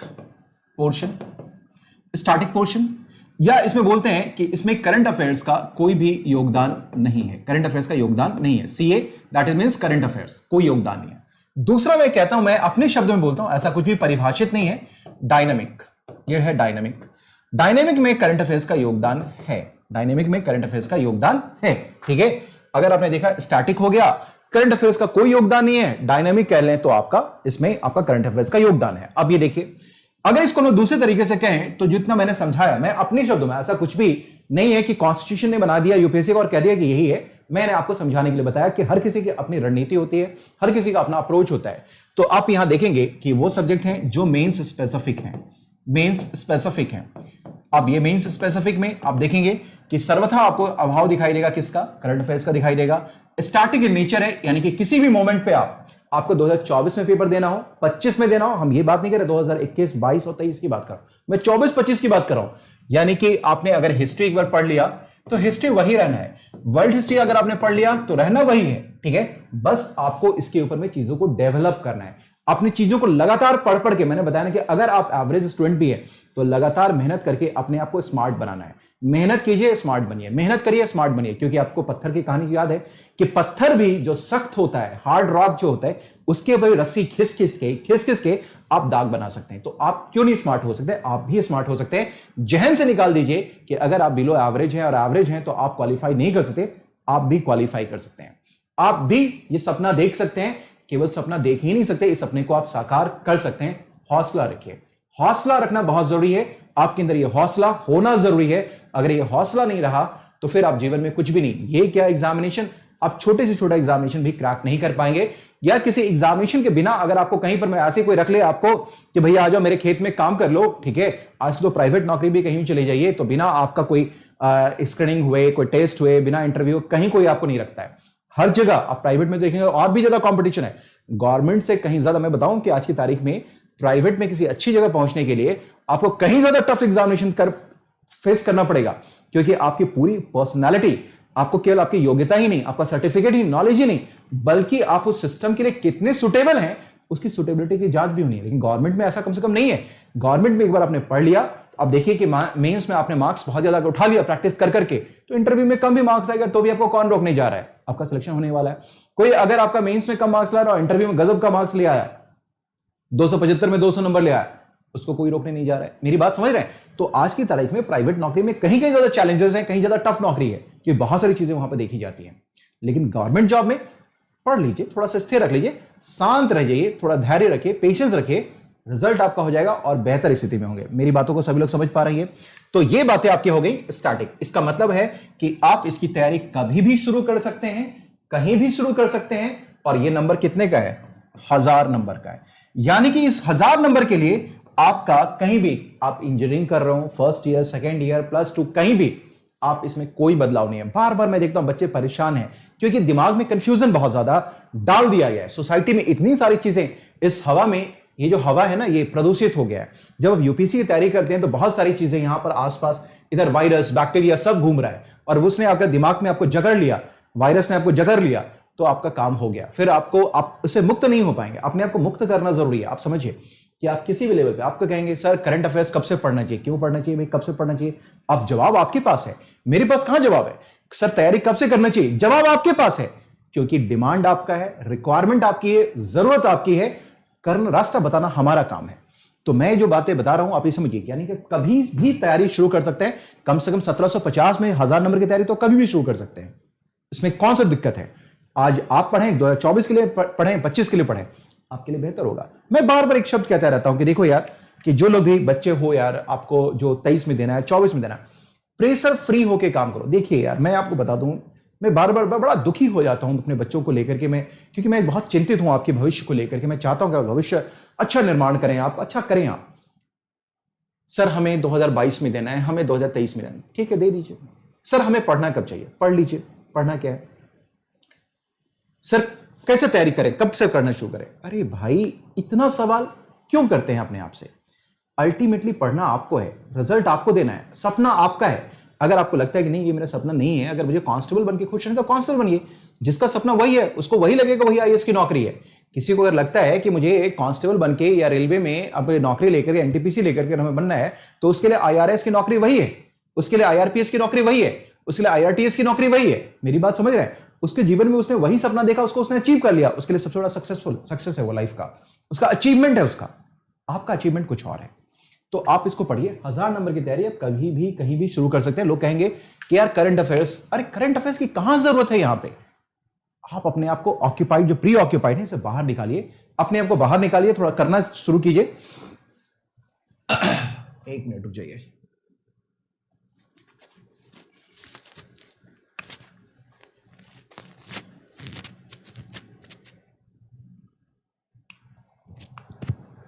आप तैयारी कहीं भी शुरू कर सकते हैं। 1000 नंबर की तैयारी है, आप शुरू कर दीजिए। आप ये मत सोचिए कि मुझे करना है, कोई दबाव नहीं है, एकदम कर दीजिए फ्री में। हाँ, मैं कह रहा था दबाव में कोई काम करने के लिए बोलता है आपको। देखिए, आप देखिए, जब आपका मन खुश रहेगा, मन खुश रहेगा, दिमाग में तरीके तरीके का आइडिया आएंगे। आप कुछ भी करना चाहें लाइफ में, छोटे से छोटा काम करें जिसका पढ़ाई लिखाई से कोई सरोकार नहीं है। अगर मन आपका प्रसन्न है, मन अगर अच्छा है, तो बहुत अच्छा आप काम कर सकते हैं। लेकिन आपके ऊपर 10 दबाव डाल दिया जाए, यहां देखो राम, तुम्हारा नाम है राम, तुम्हें आज यहां भी जाना है, तुम्हें वहां भी करना है, तुम्हें घर का भी काम करना है, तुम्हें पढ़ाई भी करना है, तुम्हें कॉलेज भी जाना है, तुम्हें ट्यूशन भी जाना है, तुम्हें साग और सब्जी भी लेके आना है। आपका दिमाग 10 जगह बटा रहेगा, आप कंसंट्रेट नहीं कर पाएंगे, फोकस नहीं कर पाएंगे। तो जो लोग कहीं भी हैं, किसी भी स्टेज ऑफ लाइफ में, जिनका सपना है यूपीएससी का, यार कुछ मत सोचिए, तैयारी शुरू कर दीजिए। जितने फ्री माइंडेड से होकर काम करेंगे, उतना बेहतर रिजल्ट प्रोड्यूस कर पाएंगे। और इसका कुछ भी, ये कभी पुराना नहीं होना है। बच्चे के दिमाग में बात रहती है कि आज जो मैं पढ़ लूंगा वो कल पुराना हो जाएगा। अरे भाई, कहां 1000 नंबर का पुराना हो रहा है? पुराना तो ये हो ही नहीं सकता, ये हमेशा वही रहना है, चिरंतन रहना है, शाश्वत है, इटर्नल है। ये है कि पूरब में सूर्य को उगना है तो उगना है। ये 1000 नंबर है तो है, सिक्योर कर लीजिए। आपको फाइट कहां करनी है? फाइट करनी है 750 नंबर के लिए। 750 नंबर के लिए फाइट करेंगे। जो पूरी दुनिया भागी जा रही है, भागी जा रही है, भागी जा रही है, वो 750 नंबर आपको परेशान कर रहा है। ठीक है, तो अब चीजों को समझिए कि आप किसी भी जगह हैं, आप बच्चे, बहुत सारे बच्चे, तैयारी कब शुरू करना है? अरे सर 22 में देना है, 21 में शुरू करूंगा सर, अभी नहीं करूंगा सर, अभी ये नहीं करना, अभी वो नहीं करना। ठीक है, आपकी इच्छा है, आपकी इच्छा है, क्योंकि आपने बस सोच लिया है, लेकिन कोई रणनीति नहीं है, कोई लक्ष्य। आपने लक्ष्य सोच लिया है कि हमें यूपीएससी करना है, आईएएस बनना है, लेकिन उसके हिसाब से रणनीति भी बनानी पड़ेगी। एक ब्यूरोक्रेट की रणनीति बनानी पड़ेगी, एक कुशल रणनीति बनानी पड़ेगी, एक प्रभावी रणनीति बनानी पड़ेगी। आप ये नहीं करेंगे तो दिक्कत आएगी। चलिए इतनी बातें हो गई। तो आप इसके लिए, मेरा ये मतलब है कि आप इसको कभी भी तैयार शुरू कर सकते हैं। अब रही बात कि मैं थोड़ा स्पेसिफिक हो जाऊं 21 और 22 के लिए। तो अब ये मान के चलिए कि मैं यहां बात करना चाहूंगा 21 और 22 के लिए, कि आपको 21 के लिए पहले बात करूं तो ज्यादा बेहतर रहेगा। कि देखिए 21 के लिए क्या है आपके पास। अभी हम लोग आ गए मिड अक्टूबर में, हम आ गए कहां, मिड अक्टूबर में, ठीक है, मिड अक्टूबर में आ गए। यानी कि और जून में आपके पास प्रीलिम्स है, जून में प्रीलिम्स है आपके पास, प्रीलिम्स है। 2021 की कहानी बता रहा हूं आपको, ठीक है, मिड 2020 में हम हैं अक्टूबर में, और 2021 का प्रीलिम्स जून में होना है। तो आपके पास क्या है, नवंबर, दिसंबर, जनवरी, फरवरी, मार्च, अप्रैल, मई, चलिए मैं जून भी मान लेता हूं आपके लिए, जून, और मिड अक्टूबर है, यानी कि 1, 2, 3, 4, 5, 6, 7 और 8, यानी कि साढ़े 8 महीने। साढ़े 8 महीने में बता दीजिए जिनको पूरी तैयारी करनी है और आईएएस बनने का सपना देखें, आईएएस आईपीएस बनने का सपना देख रहे हैं, बताइए कितना चैलेंज करना। मैं ये नहीं कहता कि आप इस साढ़े 8 महीने में नहीं कर सकते। बहुत सारे लोग आपने देखा होगा आईआईटीएंस हैं, आईएम्स हैं, बाहर में काम कर रहे हैं, अचानक से मन में एक दिन में कहीं ऑफिस में कुछ प्रॉब्लम हुआ, क्विट किया, जॉब रिजाइन किया, फ्लाइट लिया, इंडिया आया, कमरे में बंद हुआ, तैयारी शुरू की। मैंने देखा 9 महीने के अंदर, कुछ लोगों को मैंने देखा 9 मंथ्स के अंदर उन्होंने क्लियर किया आईएएस के एग्जामिनेशन को, और वो आईएएस प्रॉपर भी हैं, किया उन्होंने, कर सकते हैं। लेकिन उसके लिए आपको एक्स्ट्रा ऑर्डिनरी ब्रेन होना पड़ेगा, और उस 9 महीने को आपको 9 महीने नहीं समझना, उसको आपको 9 महीने नहीं, उसको 2 साल बनाना है आपको। इसका मतलब क्या है कि जहां एक एवरेज बच्चा 7 से 8 घंटा पढ़ रहा है, 6 से 8 घंटे के बीच में पढ़ रहा है, आपको उस समय 24 घंटे में आपको 18 से 20 घंटे पढ़ना पड़ेगा। सोना, पीना, जागना, एवरीथिंग, तभी आप कर पाएंगे, क्योंकि आपका सिलेबस ही कवर नहीं हो पाएगा, सिलेबस ही कवर नहीं हो पाएगा। और इस भागम दौरी में ट्रेन छूटने की संभावना भी रहेगी, और एक्स्ट्रा ऑर्डिनरी है तो ट्रेन पकड़ लेंगे, एक्स्ट्रा ऑर्डिनरी है तो ट्रेन पकड़ लेंगे। नहीं तो अगर आपको लगता है कि तैयारी करनी है तो उस पहले साढ़े 8 महीने में भागम दौरी होती रहेगी, होगा कुछ नहीं। टारगेट आपको अगले साल के लिए बनाना पड़ेगा। तो बेहतर है कि जो 2022 वाले, इशारा यह है कि 2021 के लिए साढ़े 8 महीना है। जिन्होंने अभी तक तैयारी शुरू नहीं करी है, विचार ही कर रहे हैं, विचार करना नहीं है, क्योंकि काम करना है। कबीर की बात मैं हमेशा बोलता हूं कि जो कल करना है आज करो, आज करना है अभी करो, इसी वक्त शुरू करो। वक्त इंतजार नहीं करता किसी का, वक्त किसी का इंतजार नहीं करता, टाइम वेट्स नॉन, किसी का प्रतीक्षा आपको इंतजार करवाएगा ही नहीं। आपको काम करना पड़ेगा, we will have to start on working, क्योंकि आपको कितना वक्त लगने वाला है ये आपके, मैंने बताया ना, वास्तविकता हर किसी की अलग है। आपका रिसेप्शन कितना है, कितनी चीजों, ग्रास्पिंग पावर आपकी कितनी है, मेमोरी कितनी शार्प है, एटसेट्रा, तो सबकी अलग अलग रियलिटी है।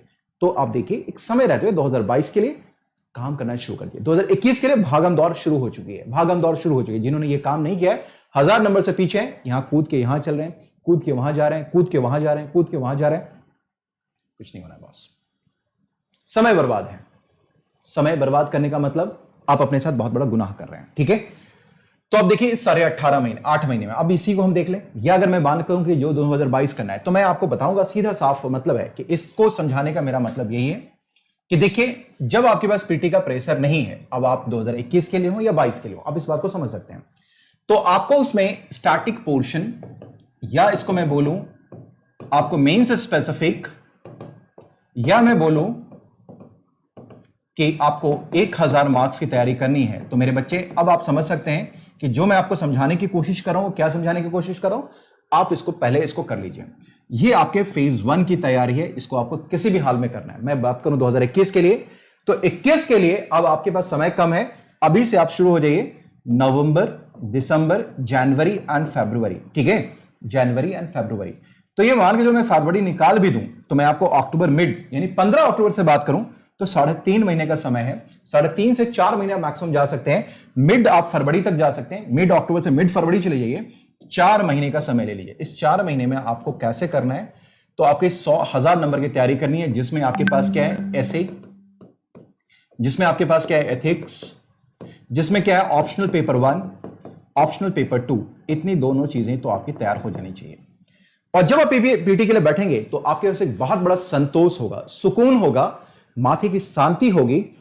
चलो यार, मेंस में बहुत हद तक कमांड है, कर लिया हमने, ये हमने कर लिया।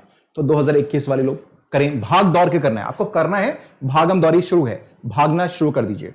वरना 2021 के लिए इच्छा मत रखिए। मैं स्पष्टवादी हूं, मैं सपने नहीं दिखा सकता आपको, क्योंकि मुझे लगता है कि सच यही है। मैं कैसे बोल दूं कि 6 महीने में 3 महीने में आप कर लेंगे, नहीं कह सकता। मैं नहीं कह पाऊंगा, क्योंकि मैं आपका ख्याल रखता हूं, क्योंकि मुझे पता है, क्योंकि हमने इस पूरी प्रक्रिया को देखा है, समझा है, अनुभव किया है। हमने भी कभी ये दौर देखा है, और हम 10 साल से ज्यादा से पढ़ा रहे हैं। बहुत कम विरले होते हैं जो इतने कम समय में अच्छा प्रदर्शन करके रिजल्ट प्रोड्यूस कर पाते हैं। तो इसलिए मैं आपको वही सपने दिखाऊंगा, वही हकीकत, मैं सपने नहीं दिखाऊंगा, मैं वही हकीकत बयां करूंगा जो आपके लिए इफेक्टिव है। तो एक बात तो आपने ये समझ लिया। दूसरी बात, जो लोग 2021 के लिए देख रहे हैं, मैं कहूंगा कि मिड फरवरी से अपनी कहानी शुरू कीजिए। मिड फरवरी से कहानी शुरू करना है आपको, किसके लिए? डायनामिक पोर्शन के लिए। डायनामिक का मतलब हो गया कि अगर हम लोग बात करें तो प्री कम मेंस के लिए, प्री कम मेंस, मेरी बात समझिए, प्री कम मेंस की तैयारी, मेरी बात समझें तो अगर आप देखें मेंस, प्री कम मेंस का मतलब है तो आप ये 750 की तैयारी करें। इसका मतलब क्या है कि अगर आप देखें मेंस आपको पहले स्टेज पे भी ध्यान रखना है, दूसरे स्टेज की तैयारी में भी आपको मेंस ध्यान में रखना है। क्यों? इस 750 नंबर में क्या आ रहा है? पेपर 1 आ रहा है, जिसमें आपका हिस्ट्री आ रहा है, आर्ट एंड कल्चर आ रहा है, वर्ल्ड हिस्ट्री आ रहा है, ज्योग्राफी के तीनों पेपर आ रहे हैं। पेपर 2 में क्या आ रहा है? जीएस पेपर 2 में, जो कि पेपर 3 है, पॉलिटी पूरा है, गवर्नेंस पूरा है, कॉन्स्टिट्यूशन पूरा है, आईआर पूरा है, सोशल जस्टिस पूरा है। पेपर 3 में क्या आ रहा है? पेपर 3 में आ रहा है इकोनॉमी आ रहा है, साइंस एंड टेक आ रहा है, सारी चीजें यहां आ रही है, एनवायरमेंट आ रहा है। आप ये जो तैयारी है, आप ये बताएं कि आप कैसे करेंगे आप इसको। तो ये जो 750 नंबर की तैयारी आपकी चलने वाली है, ये तैयारी आपकी होने वाली है, इसके लिए आपको प्री कम मेंस करना होगा। और ये ही जो मैं बार बार कहता हूं, मेरे बच्चों, आप समझते नहीं है मेरी बातों को, मैं समझाना चाहता हूं। मैं आपके साथ गुनाह नहीं कर सकता, मैं आपके साथ धोखा नहीं कर सकता। इसी को बोलते हैं कॉम्प्रिहेंसिव पढ़ाई करना। दिस इज कॉल्ड कॉम्प्रिहेंसिव पढ़ाई।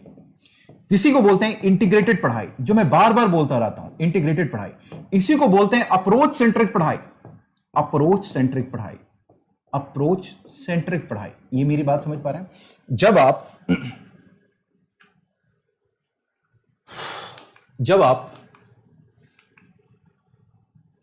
पढ़ाई करेंगे, जब आप यहां पर मेंस को थॉरली पढ़ेंगे, तो पीटी की तैयारी ऑटोमेटिक होती है। आप ये मत सोचिए कि पीटी को अलग करना है, मेंस को अलग करना है, ये तैयारी ऑटोमेटिक होनी है। जब मेंस में, अब आइए मैं इसके लिए फिर आपको कुछ बताऊं कि आपने देखा होगा। आइए 2020 के प्रश्नों की चर्चा थोड़ी कर लें हम। 2020 के प्रश्नों की चर्चा करें। 2020 यूपीएससी प्रीलिम्स, जो प्री का पेपर हुआ है, प्रीलिम्स के बारे में आप बताइए, ईमानदारी से मुझे बताएं, ईमानदारी से मुझे बताइए कि जो भी लोग हैं, आप देखिए कि मैंने आपसे ये बताया कि 100 क्वेश्चन हैं, क्वेश्चन 100 हैं। मैं नहीं बोलता, पूरी दुनिया बोल रही है। आज पूरा भारत बोल रहा है, पूरा भारत बोल रहा है कि जो कट ऑफ होगा वो कितना होगा? 98, 96, 97, 95, 94, 92, यानी कि ये क्या है? लेस देन 50% है, लेस देन 50% है, लेस देन 50%। अब मैं आपको एक बात और बता दूं, आप इसको ही समझिए, जरा समझने की कोशिश कीजिए। एग्जाम देखिए, अनुभव जो करेगा ना, जो अनुभवी शिक्षक है वही बता पाएगा, जो अनुभवी शिक्षक है वही बता पाएगा। समझने की कोशिश कीजिए। अब ये 50% क्वेश्चन, इसका मतलब मैं बताऊं कि 100 क्वेश्चन में से आप 50% भी नहीं ला पा रहे हैं इस बार। मैं मानता हूं, मैंने क्या पढ़ाया, मैंने पूरे क्वेश्चन आपके पीटी के लड़वा दिए, पॉलिटी के, ये आप छोड़ दीजिए अभी 1 मिनट के लिए। पॉलिटी में इजी क्वेश्चन आए, 17 क्वेश्चन यहीं से थे, ठीक है। हिस्ट्री का भी बहुत ज्यादा हमने देखा कि हिस्ट्री में ऐसा बहुत कुछ नहीं आया हुआ, 17 क्वेश्चन यहां से भी हैं, ठीक है। उसके बाद देखें साइंस एंड टेक, इस बार टफ नहीं है, 13 से 14 क्वेश्चन यहां भी आपको दिख रहे हैं, 13 से 14 क्वेश्चन यहां भी दिख रहे हैं, बहुत ज्यादा टफ नहीं है। चीजें बेसिक साइंस से पूछी गई हैं, बायोटेक्नोलॉजी से, बेसिक साइंस है, इंटरनेट, तो आपने देखा बेसिक साइंस से क्वेश्चन आया हुआ है, बायोटेक्नोलॉजी से क्वेश्चन आया हुआ है, बहुत टफ नहीं है। तो अगर आप बात करें तो ये 34 बनाते हैं, और ये मैं 40 भी बांध कर लूं, 13, कुछ लोगों ने 18 तक भी बताया, लेकिन मेरा माना 13 से 14 का है। तो आप ये देखिए ये कितने हैं, ये आपके पास कितने हैं? 48 है। 48 इंटू 2 कर लें तो आप मेंस क्वालिफाई कर लें। और इस बार का पॉलिटी में बहुत कंसेप्चुअल क्वेश्चन नहीं है, 1-2 क्वेश्चन को छोड़ करके। हिस्ट्री में बहुत कंसेप्चुअल क्वेश्चन नहीं है, साइंस एंड टेक में कोई कंसेप्चुअल क्वेश्चन नहीं है। अब बताएं कि जब आप कॉम्प्रिहेंसिव तैयारी करेंगे तो आपके पास ये ऑब्जेक्टिव नॉलेज तो आएगा ही आएगा।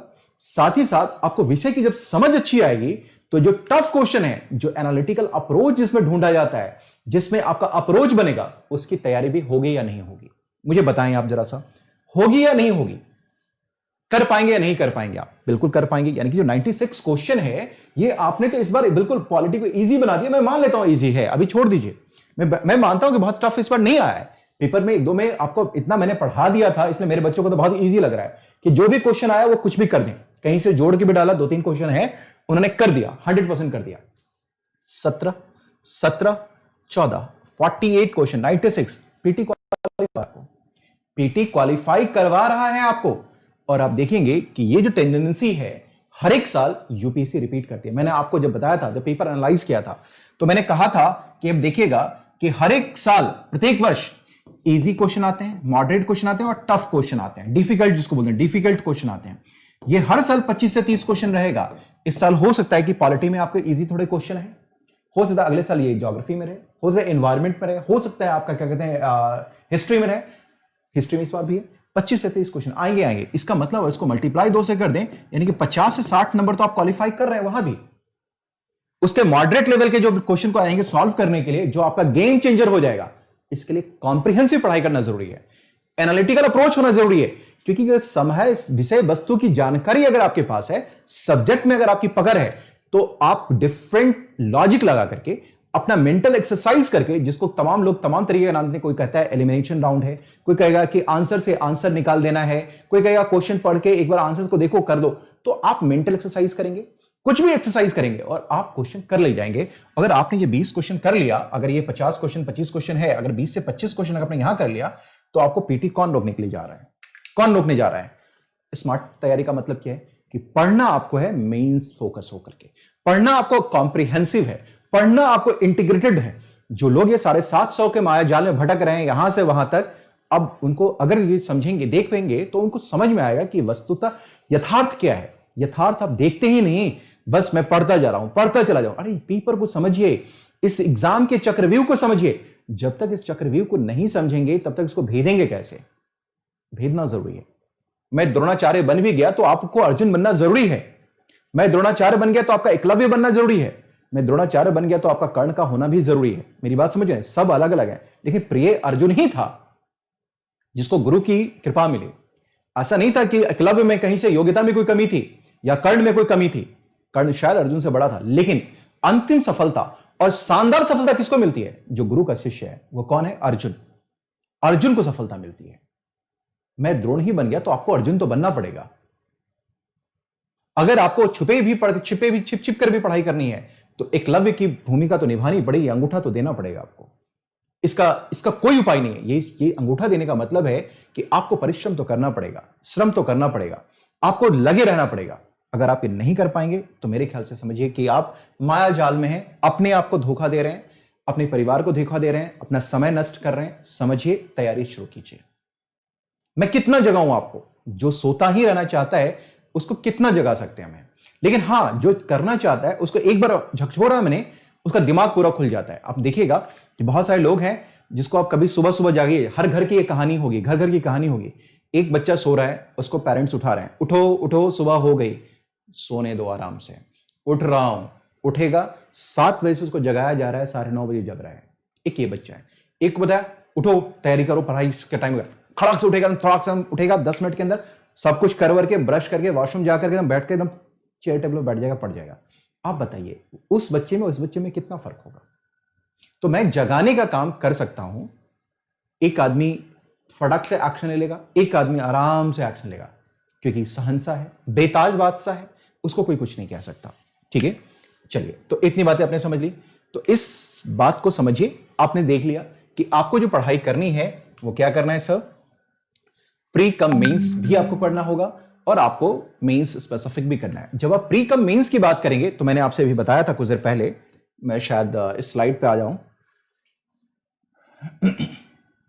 हाँ, मिड फरवरी आ गया, तो आपको यहां पर मैं प्री कम मेंस की तैयारी करनी होगी। लेकिन उससे पहले जो तैयारी आपको करनी है, ये तैयारी पूरे करके रखनी है। जब ये 1000 और 1000 आप मिला देंगे ना, ये 1000 और ये 750 मिला देंगे, तब आपकी तैयारी पूरे 1750 की हो गई। यानी कि this is called complete story, complete story. अब रही बात कि अब बताइए कि मैंने तो आपको बता दिया कि 2021 की क्या रणनीति होगी, 2022 की क्या रणनीति होगी। अब देखिए, अब यहां एक चीज आता है, एक बात आती है क्या, कि हर किसी का जो इंटेलिजेंस का लेवल है वो अलग अलग है। इंटेलिजेंस का जो लेवल है वो अलग अलग है। कोई एक तेज है, कोई एक सामान्य है, सामान्य है। तो कोई आदमी, मैंने बताया कि 9 मंथ्स के अंदर भी काम कर ले रहा है, किसी को 18 महीने भी लगते हैं। लेकिन जो मेजॉरिटी ऑफ द पीपल हैं वो सामान्य स्थिति में होते हैं, सामान्य स्थिति में होते हैं, और उनको 18 महीने का समय लगता है तैयारी करने में।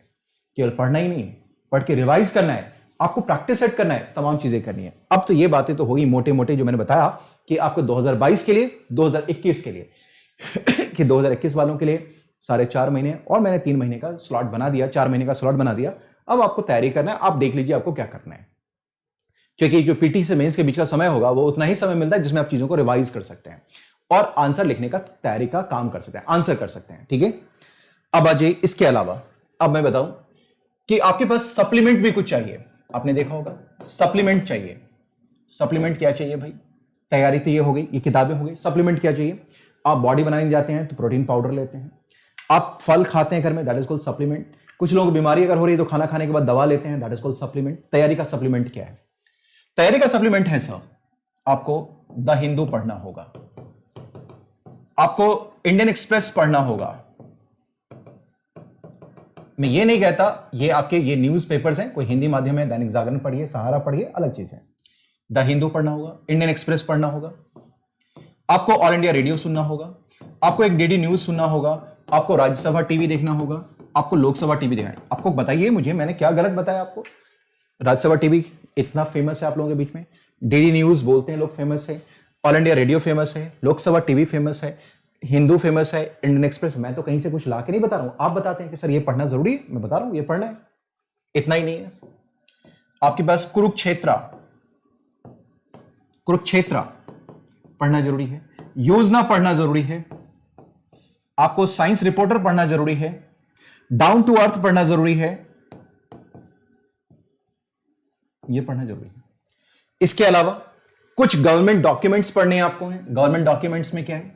जैसे बजट पढ़ना है, सर्वे पढ़ना है, सर्वे पढ़ना है, भारत पढ़ना है, जिसको इंडिया के नाम से भी जानते हैं, भारत या इंडिया पढ़ना है आपको, यह पढ़ना होगा। साथ ही साथ आप देखेंगे क्या कि जो लोग जिनका ज्योग्राफी ऑप्शनल है या फिर जो अब पेपर का ट्रेंड आ गया, तो द हिंदू का एग्रीकल्चर आता है, एक पूरा का पूरा मैगजीन हिंदू का, उसका इंडस्ट्री आता है, ये आपको पढ़ना पड़ेगा। अब इतनी सारी चीजें कैसे मैनेज करेंगे आप? ये मैनेज कैसे होगा? यह पूरा का पूरा मायाजाल कैसे होने वाला है? तो साहब आपको इन सभी के लिए टेंशन नहीं लेना है, पढ़ाई लिखाई करना है। इसमें एक रेगुलर बेसिस पे आप इनको कर सकते हैं और इनमें से किसी चीज को कर सकते हैं। और इन्हीं बातों को ध्यान में रख करके मैंने फोकस का प्रोग्राम आपके लिए बनाया। फोकस सुबह 10:15 बजे, 10:15 बजे एम आपके पास अनअकैडमी यूपीएससी के चैनल पे चलता है, all India Radio, DD news, Rajya Sabha TV, Lok Sabha TV. ठीक है, इसके अलावा मैंने आपको बताया कि इसमें बहुत सारी चीजें पीआईबी के थ्रू आता है, आप देखेंगे। आप यहां जो the Hindu, the Indian express या कुरुक्षेत्र, डाउन टू अर्थ, यहीं से सारी चीजें तो जाती हैं। अगर आपने एक बार इसको कर लिया तो ये काम आपका धीरे धीरे करके चलिए, करते चलिए। आपने कर लिया तो आपको जो है एक बार महीने के एंड में जो कंपाइलेशन आप कहीं से भी पढ़ते हैं, इसके अलावा उसको पढ़ लीजिए, जो मैंने पढ़ा दिया उसको कर लीजिए, और कहीं से भी कोई भी मैगजीन जो भी आप लेते हैं करंट अफेयर्स का, उसको देखिए कि देखिए छूट क्या रहा है, कुछ चीजें छूट रही है, उसको कर लीजिए और कर लीजिए। उसका देखा कि आपको मैंने एमसीक्यू करवाना शुरू किया, दैट इज कॉल्ड केयर का program, current affairs revision and evaluation. क्योंकि मैं केयर करता हूं इसलिए मैंने केयर लाया आपके लिए, current affairs revision and evaluation. ठीक है, so current affairs and affairs revision and evaluation का मतलब क्या है कि जो कुछ भी आपने पढ़ा उसका इवैल्यूएशन होना जरूरी है। कुछ छूट रहा है तो हम उसे उसको आइडेंटिफाई करके फिर से काम करना है। दूसरा कि हमें एक महीने के अंत में तक जाते जाते एक बार पूरा का पूरा रिवाइज कर लेना, जो नई चीजें हम पढ़ रहे हैं उसको रिवाइज करना जरूरी है। क्योंकि मैंने आपको एक बात और भी बताई है मित्र, कि आपको क्या करना है, फॉर्मूला क्या है, रीड करना है, रिवाइज करना है, राइट करना है। लेकिन आप अभी की जो प्रक्रिया में होंगे वो आप इस स्टेज में होंगे। ये स्टेज 1 है और ये आपके पास स्टेज 2 है, ये आपके पास स्टेज 2 है। मेरी बातें समझ पा रहे हैं? स्टेज 1 में पढ़िए, रिवाइज कीजिए। मेंस आंसर राइटिंग जब करेंगे ना तो आपके पास थोड़ा सा नॉलेज होना जरूरी है, रिवाइज करके चीजों को कंसोलिडेट करना जरूरी है, तब लिखने का काम करें, तब लिखने का काम करें। और अगर आपको लिखना ही है और कुछ चीजें लिखनी ही है तो करंट के टॉपिक्स पे लिखिए, कुछ ऐसे पे लिखिए, कुछ इस पे आप लिखना शुरू करें। ठीक है, क्यों? क्योंकि आपके पास एक चीज और भी फैक्टर है कि आपको टाइम भी मैनेज करना है। टाइम मैनेज करना आना चाहिए। You have to be a good manager. अगर आप टाइम मैनेज नहीं करेंगे तो फिर भी दिक्कत आएगी। तो ये सारी चीजें आपको ध्यान में रखनी पड़ेगी। तो मैं उम्मीद करता हूं कि आप इन चीजों को समझ पा रहे होंगे। ठीक है, सो मेन से स्पेसिफिक हो गया। अब देखिए प्रीलिम्स कम्स में क्या है, physical geography, Indian geography, ancient history, modern history, Indian geography, medieval history and Indian economy, environment and ecology, art and culture, world geography, science and tech, international relations. ये आपको prelims कम mains के लिए पढ़ना है। इसका मतलब क्या है कि जो लोग इस 2021 के लिए हैं, 2021 के लिए मिड फरवरी 2021 से इसके लिए काम शुरू कर दीजिए। और अभी जो 4 महीने हैं उसमें आप जो अभी से यानी कि मिड अक्टूबर जो आपके पास है अभी, ये बहुत ज्यादा भागम दौड़ी वाला काम है। मिड फेब तक आपको क्या करना है, आपको अपना जो है वो कौन सा पोर्शन करना है, स्टार्टिंग करना है। यानी कि आपको 1000 नंबर की तैयारी करनी है, 1000 मार्क्स की तैयारी करनी है और उसके 750 मार्क्स की तैयारी यहां करनी है। ठीक है, क्योंकि फिर आपके पास एक ही चारा है जो 2020 में दे रहे हैं, जो उन्होंने अभी तक तैयारी नहीं शुरू करी है। उनका यह है कि भाई पीटी से मेंस के बीच में जो समय मिलेगा उसमें आप मैक्सिमम रिवाइज कीजिए। लेकिन 2022 वाले जो लोग हैं वो बिल्कुल तैयारी शुरू कर दीजिए, क्योंकि आपको टाइम कितना लगना है, लगभग मैंने बोला 18 महीने मान के चलिए कि आपको तैयारी में लगना है। तो आज से आप शुरू करें और दिसंबर तक नहीं, अक्टूबर तक, आज इस अक्टूबर से लेकर अगले अक्टूबर तक आप बिल्कुल लगातार पेपर 1 1000 नंबर की तैयारी जम करके कीजिए। ऑप्शनल के जम के तैयारी कीजिए, जम करके तैयारी कीजिए, क्वेश्चन प्रैक्टिस कर लीजिए, एथिक्स, ऐसे इन सारी चीजों को तैयारी कर लीजिए। उसके बाद जितना भी आपका सोशल जस्टिस है, डिजास्टर में, उस सबको कर लीजिए। और उसके बाद अक्टूबर के बाद एकदम चैन से होकर के 750 की तैयारी कीजिए। सब्जेक्ट पे पकड़ बनाइए, मेन से स्पेसिफिक होकर तैयारी कीजिए। बस एग्जामिनेशन से कुछ दिन पहले, 2 महीना पहले केवल और केवल पीटी फोकस होकर पढ़ाई कीजिए, केवल पीटी फोकस होकर पढ़ाई कीजिए। यही तरीका है आपको मेंस क्वालिफाई कराने का। और मेंस में अगर आपके पास शानदार नंबर है, शानदार मार्क्स अगर आपके पास हैं मेंस के, तो इंटरव्यू कोई रोकने वाला नहीं है। और आपको मैं बता दूं कि इंटरव्यू में होता क्या है। इंटरव्यू में क्या होता है, 2 चीजें होती हैं। पहला, आपके अंदर ज्ञान होना चाहिए, नॉलेज, मेरी बात सुनिए, नॉलेज होना चाहिए। और दूसरा, आपके पास ब्यूरोक्रेटिक एप्टीट्यूड होना चाहिए, योग्यता। और ये इस वक्त बहुत मायने रखता है। इस वक्त इसका मेजर फोकस यही होता है, ये फोकस एरिया होता है। क्योंकि नॉलेज जो है वो आपके पास मेंस में चेक हो चुका है, मेंस में। लेकिन इसके बावजूद भी कुछ क्वेश्चंस आपसे करंट अफेयर से, कुछ क्वेश्चन आपके सब्जेक्ट से, कुछ क्वेश्चन आपके ऑप्शनल से पूछ लिए जरूर जाते हैं। ठीक है, पूछ लिए जाते हैं। लेकिन मैक्सिमम जो फोकस होता है वो एप्टीट्यूड, कि आपके अंदर ब्यूरोक्रेट बनने की क्षमता है या नहीं है। लेकिन जब आप इतनी तैयारी करेंगे, एथिक्स को बहुत बढ़िया से पढ़ेंगे, सब्जेक्ट की पकड़ आपकी बन जाएगी, रणनीतिक तरीके से आप चीजों को पढ़ना शुरू करेंगे, इंटीग्रेट, तो आपकी व्यक्तित्व में भी बदलाव आएगा। और वहां पे जो प्रश्न पूछे जाएंगे, दिमाग आपका अलर्ट रहेगा, शांत रहेगा, और आप बहुत बेहतर आंसर करके आ पाएंगे। और आप इंटरव्यू में बहुत अच्छा प्रदर्शन कर गए तो आपको ऑल इंडिया रैंक बनने से भी कोई रोक नहीं सकता। और यही है मंत्र ऑल इंडिया रैंक 1 बनने का। मैं उम्मीद कर रहा हूं कि आप इन चीजों को समझ पा रहे होंगे। इतनी बातें सभी लोग समझ पा रहे हैं या नहीं समझ पा रहे हैं? सभी लोग मुझे प्लीज बताएं, इज इट ओके सर और नॉट? सभी लोग मुझे प्लीज बताएं, इतनी बातें समझ में आया? हर कोई मुझे प्लीज बताइए, समझ में आई बातें या नहीं भाई? मैं आपकी तरफ देख रहा हूं।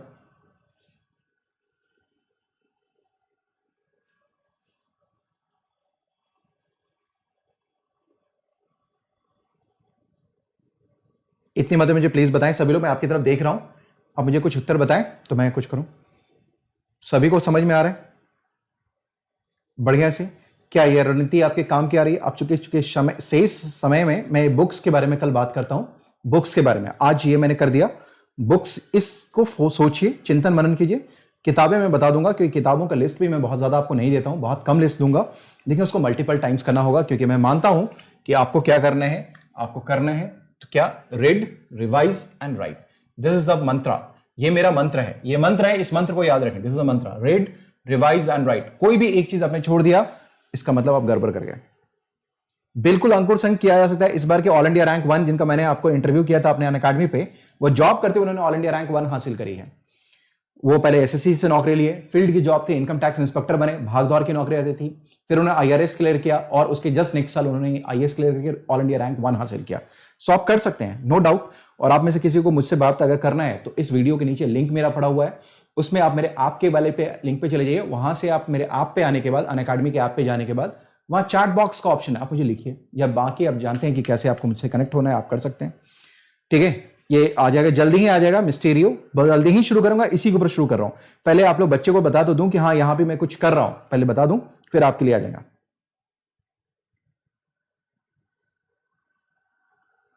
ठीक है, चलिए, इतनी चीजें हो गई, अब आ जाइए। अब मैं आपको बता देना चाहूंगा कुछ चीजें कि देखिए, अपने पास 5 अक्टूबर का बैच है। देख लीजिए, इतनी बातें समझने के बाद 5 अक्टूबर का बैच है, पूरा साल भर का ये प्रोग्राम है। 5 अक्टूबर से शुरू हुआ है, साल भर का प्रोग्राम है। इसमें आप तैयारी पूरी कर सकते हैं। जितने भी एक्सेप्शनल एडुकेटर्स हैं अनअकैडमी के, मृणाल सर हैं, मैं हूं, अनुज गर्ग सर हैं, तमाम लोग आपको दिखेंगे वहां पे। इसको आप ज्वाइन कर सकते हैं। इसके लिए ज्वाइन कैसे करना होगा, अनअकैडमी कोई भी चाहता है तो कर सकते हैं। अनअकैडमी का ऐप डाउनलोड कीजिए, इंस्टॉल कीजिए।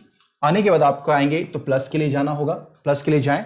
आपको यहां पर में चूज योर गोल करना होगा, यूपीएससी सीएससी चलना होगा। उसके आपको सब्सक्रिप्शन के लिए जाना होगा, सब्सक्राइब कीजिए। ठीक है, उसके बाद आप आ जाइए, आप ये देखेंगे तो यहां पर आगे पूरा पूरा प्लान खुल के आ जाएगा। आपके पास 2 ऑप्शन होंगे, प्लस का भी और आइकॉनिक का भी। आप इस कोड का यूज करें तो मेरे गाइडेंस में रहेंगे। सारे टीचर्स, जितने भी टीचर हैं उन सभी का अपना कोड है, जितने भी स्टाफ है उनका अपना अपना कोड है, सबका कोड है।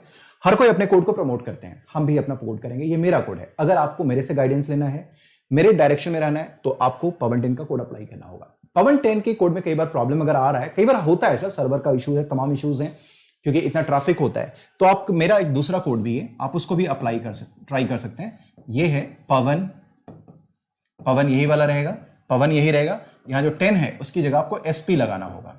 आप इस दोनों में से किसी को भी अप्लाई कर सकते हैं, ये भी या इसको भी। आप ट्राई करके मेरे कोड के थ्रू आ सकते हैं अगर मेरे से गाइडेंस चाहिए तो। बाकी सर हर आप करेंगे, ट्राई करेंगे, आपको 10 फोन जाएंगे, 10 लोग आपसे कांटेक्ट करने की कोशिश करेंगे।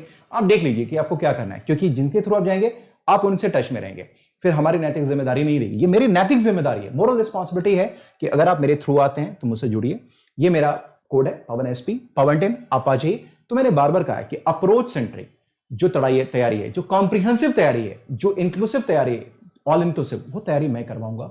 मैं अपनी जो सोच समझ है उससे मैं करवाऊंगा। और आपने देखा है कि मुझे बताने की जरूरत नहीं है कि यूपीएससी पूरा का पूरा क्वेश्चन जो पॉलिटी पढ़ा है, एक भी क्वेश्चन बाहर नहीं गया।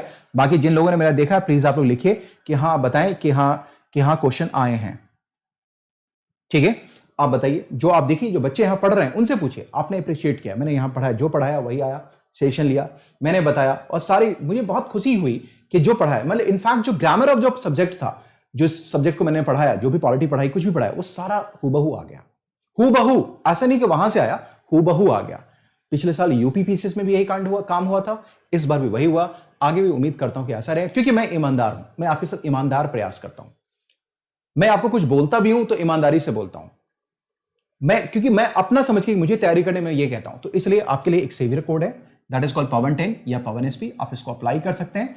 अभी ज्यादा दिन इस बैच कोड में भी नहीं हुआ, नेक्स्ट बैच भी शुरू हो रहा है 12 अक्टूबर से, नेक्स्ट 1800 अक्टूबर से शुरू हो रहा है। बैच की श्रृंखला लगी रहती है, तो आप पढ़िए, कोई दिक्कत नहीं है। मेरे गाइडेंस में रहिए, किसी भी बैच में जाइए, आप मुझसे बात करते रहिए, मेरे गाइडेंस में रहिए, मेरे मेंटरशिप में रहिए, मैं बताऊंगा कि आपको कैसे करना है। और मैं 2 साल वाले बैच में भी हूं, पीछे के बैच में देखें 3 बैचेस में हूं, इस साल वाले बैच में भी 5 अक्टूबर वाले बैच में हूं, आगे भी आपको दिखूंगा। तो तैयारी ये नहीं कीजिए पवन सर वापस फिर पढ़ाना शुरू करेंगे तो पकड़िए पवन सर को, जहां पवन सर दिख रहे हैं पकड़ लीजिए उनको कि सर आपके साथ यहीं से शुरू करना है। जो पीछे गए कोई बात नहीं, मैनेज कर लेंगे, वो कॉम्पनसेट हो जाएगा। तैयारी शुरू तो कर दीजिए, तैयारी शुरू कीजिए। पवन 10 पवन एसपी। चलिए, मैं इसी के साथ आपको ये खत्म करना चाहूंगा कि बस बता दूं कि इसके फायदे क्या हैं। Live classes, test series, quiz. हाँ, लाइव सीरीज क्लास में चीज और ध्यान रखिए, कभी आपकी क्लास छूट गई तो आप क्या कर सकते हैं, आपके पास रिकॉर्डेड वीडियोस भी होंगे, रिकॉर्डेड क्लासेस भी होंगे, प्लस में आपके पास रिकॉर्डेड क्लासेस भी अवेलेबल रहेंगी, आप कर सकते हैं। Doubt clearing sessions. और ये तो बहुत अच्छा है जो तरीका मैं बता रहा हूं कि जो जॉब वाले लड़के हैं, जो लोग हैं, जो वर्किंग प्रोफेशनल्स हैं, आसानी से कर सकते हैं। आपने देखा कि इस बार के जो ऑल इंडिया रैंक 1 है, जिनका इंटरव्यू मैंने करा था अपने अनअकैडमी के कनक्लेव पे, वो ऑल इंडिया रैंक भी क्या थे, वर्किंग थे। He was also working 2019 he was also working, ये वर्किंग थे, तब इन्होंने इस एग्जाम को क्लियर किया। तो आप क्यों नहीं कर सकते? जो ऑल इंडिया रैंक 1 2019 जो वर्किंग थे, पहले उन्होंने एसएससी क्लियर करके इनकम टैक्स इंस्पेक्टर की नौकरी ली, कितना मजबूत आधार था उनका और कितना मजबूत डिटर्मिनेशन था। उसके बाद उन्होंने आईआरएस क्लियर किया और उसके दूसरे साल उन्होंने आईएएस क्लियर कर दिया। कर सकते हैं। आप सोचिए, आप सोचते रह जाते हैं। सोचना नहीं है, करना है। मैंने बोला है करना है, एक स्ट्रांग डिटर्मिनेशन के साथ आगे बढ़ना है। यही चीज चाहिए आपको। मैं प्रतीक्षा करूंगा कि कल के क्लास में बहुत सारे नए बच्चे दिखाई देंगे मेरे कोड का उपयोग करके। ये पवन 10 या पवन एसपी का कल भी सामने क्लास होगी, 6 से 7:30 प्लस की क्लासेस होंगे। पढ़िए मेरे साथ, बनिए आईएएस। मैं बनाऊंगा आईएएस आपको, लेकिन आपको करना पड़ेगा। मैं रास्ता आईएएस बनाने का मतलब ये नहीं कि मेरे हाथ में मैं सबको बना दूं। मैं रास्ता दिखाऊंगा, वो रास्ता जिसपे आपको दौड़ना है। पहले चलना सिखाऊंगा। अभी आप क्रॉल करेंगे, चलेंगे, फिर धीरे धीरे वॉक करेंगे, फिर आपको दौड़ना पड़ेगा। You will have to work on that. चलिए, इसी के साथ मैं क्लास रखना चाहूंगा। गुड नाइट कहूंगा आपको, ठीक है। आपको बस बता दूं कि 2 ऑप्शंस आपके पास हैं, प्लस का भी और आइकॉनिक का। आइकॉनिक में आपके पास पर्सनल कोच भी मिलेगा, एक्सपर्ट गाइडेंस भी मिलेगा, मेंस आंसर राइटिंग प्रैक्टिस, ये सारी चीजें मिलेंगी। प्लस पे live classes, test series, unlimited practice. और आइकॉनिक में ये चारों चीजें तो मिलेंगी ही मिलेंगी। साथ में यहाँ पर एडिशन में आपको एक पर्सनल कोच अनअकैडमी भी प्रोवाइड करेगा, जो मैं हूं ही आपके साथ। पवन 10 का कोड आपको अप्लाई करना है, जो आपको ध्यान में रखना है। ये पवन 10 का कोड अप्लाई करना है, पवन 10 का कोड अप्लाई करना है। और आपको मालूम है कि फीस रिवाइज होने वाली है। ये भी आपको मालूम है कि अनअकैडमी में भी लिख रखा है fees going to be hiked soon. और ये क्यों नहीं हो रहा है, ये मुझे भी समझ में नहीं आ रहा है, क्योंकि ये अनाउंस हो चुका है। ये किसी भी दिन, किसी भी पल हो सकता है। तो जिन्होंने देर किया, 15 से 20 हजार में, मान के 20 से 25 हजार रुपया एक्स्ट्रा आपको पे करना पड़ सकता है अगर फीस हाइक हो गई तो। ये मेरा मानना है, ये मेरा मानना है, ये मेरा सोचना है। मैं ऐसा उम्मीद कर रहा हूं, अंदाजा कर रहा हूं। चॉइसेस आर योर्स, ठीक है। So let's crack it and good night, take care everyone. कल मिलते हैं सुबह 10:15 बजे अनअकैडमी यूपीएससी के प्लेटफॉर्म पे। फोकस के प्रोग्राम में करंट अफेयर्स का प्रोग्राम है, फोकस करंट अफेयर्स का प्रोग्राम है, जिसमें All India Radio, DD News, Doordarshan, Rajya Sabha TV, Lok Sabha TV, इतनी चीजों को कवर करते हैं। So good night, take care everyone with lots of love and blessings. Enjoy your day. मैं आज बहुत बेहतर फील नहीं कर रहा था, तभी मैं आप लोगों के सामने प्लस लेके आया, अभी लेकर आया।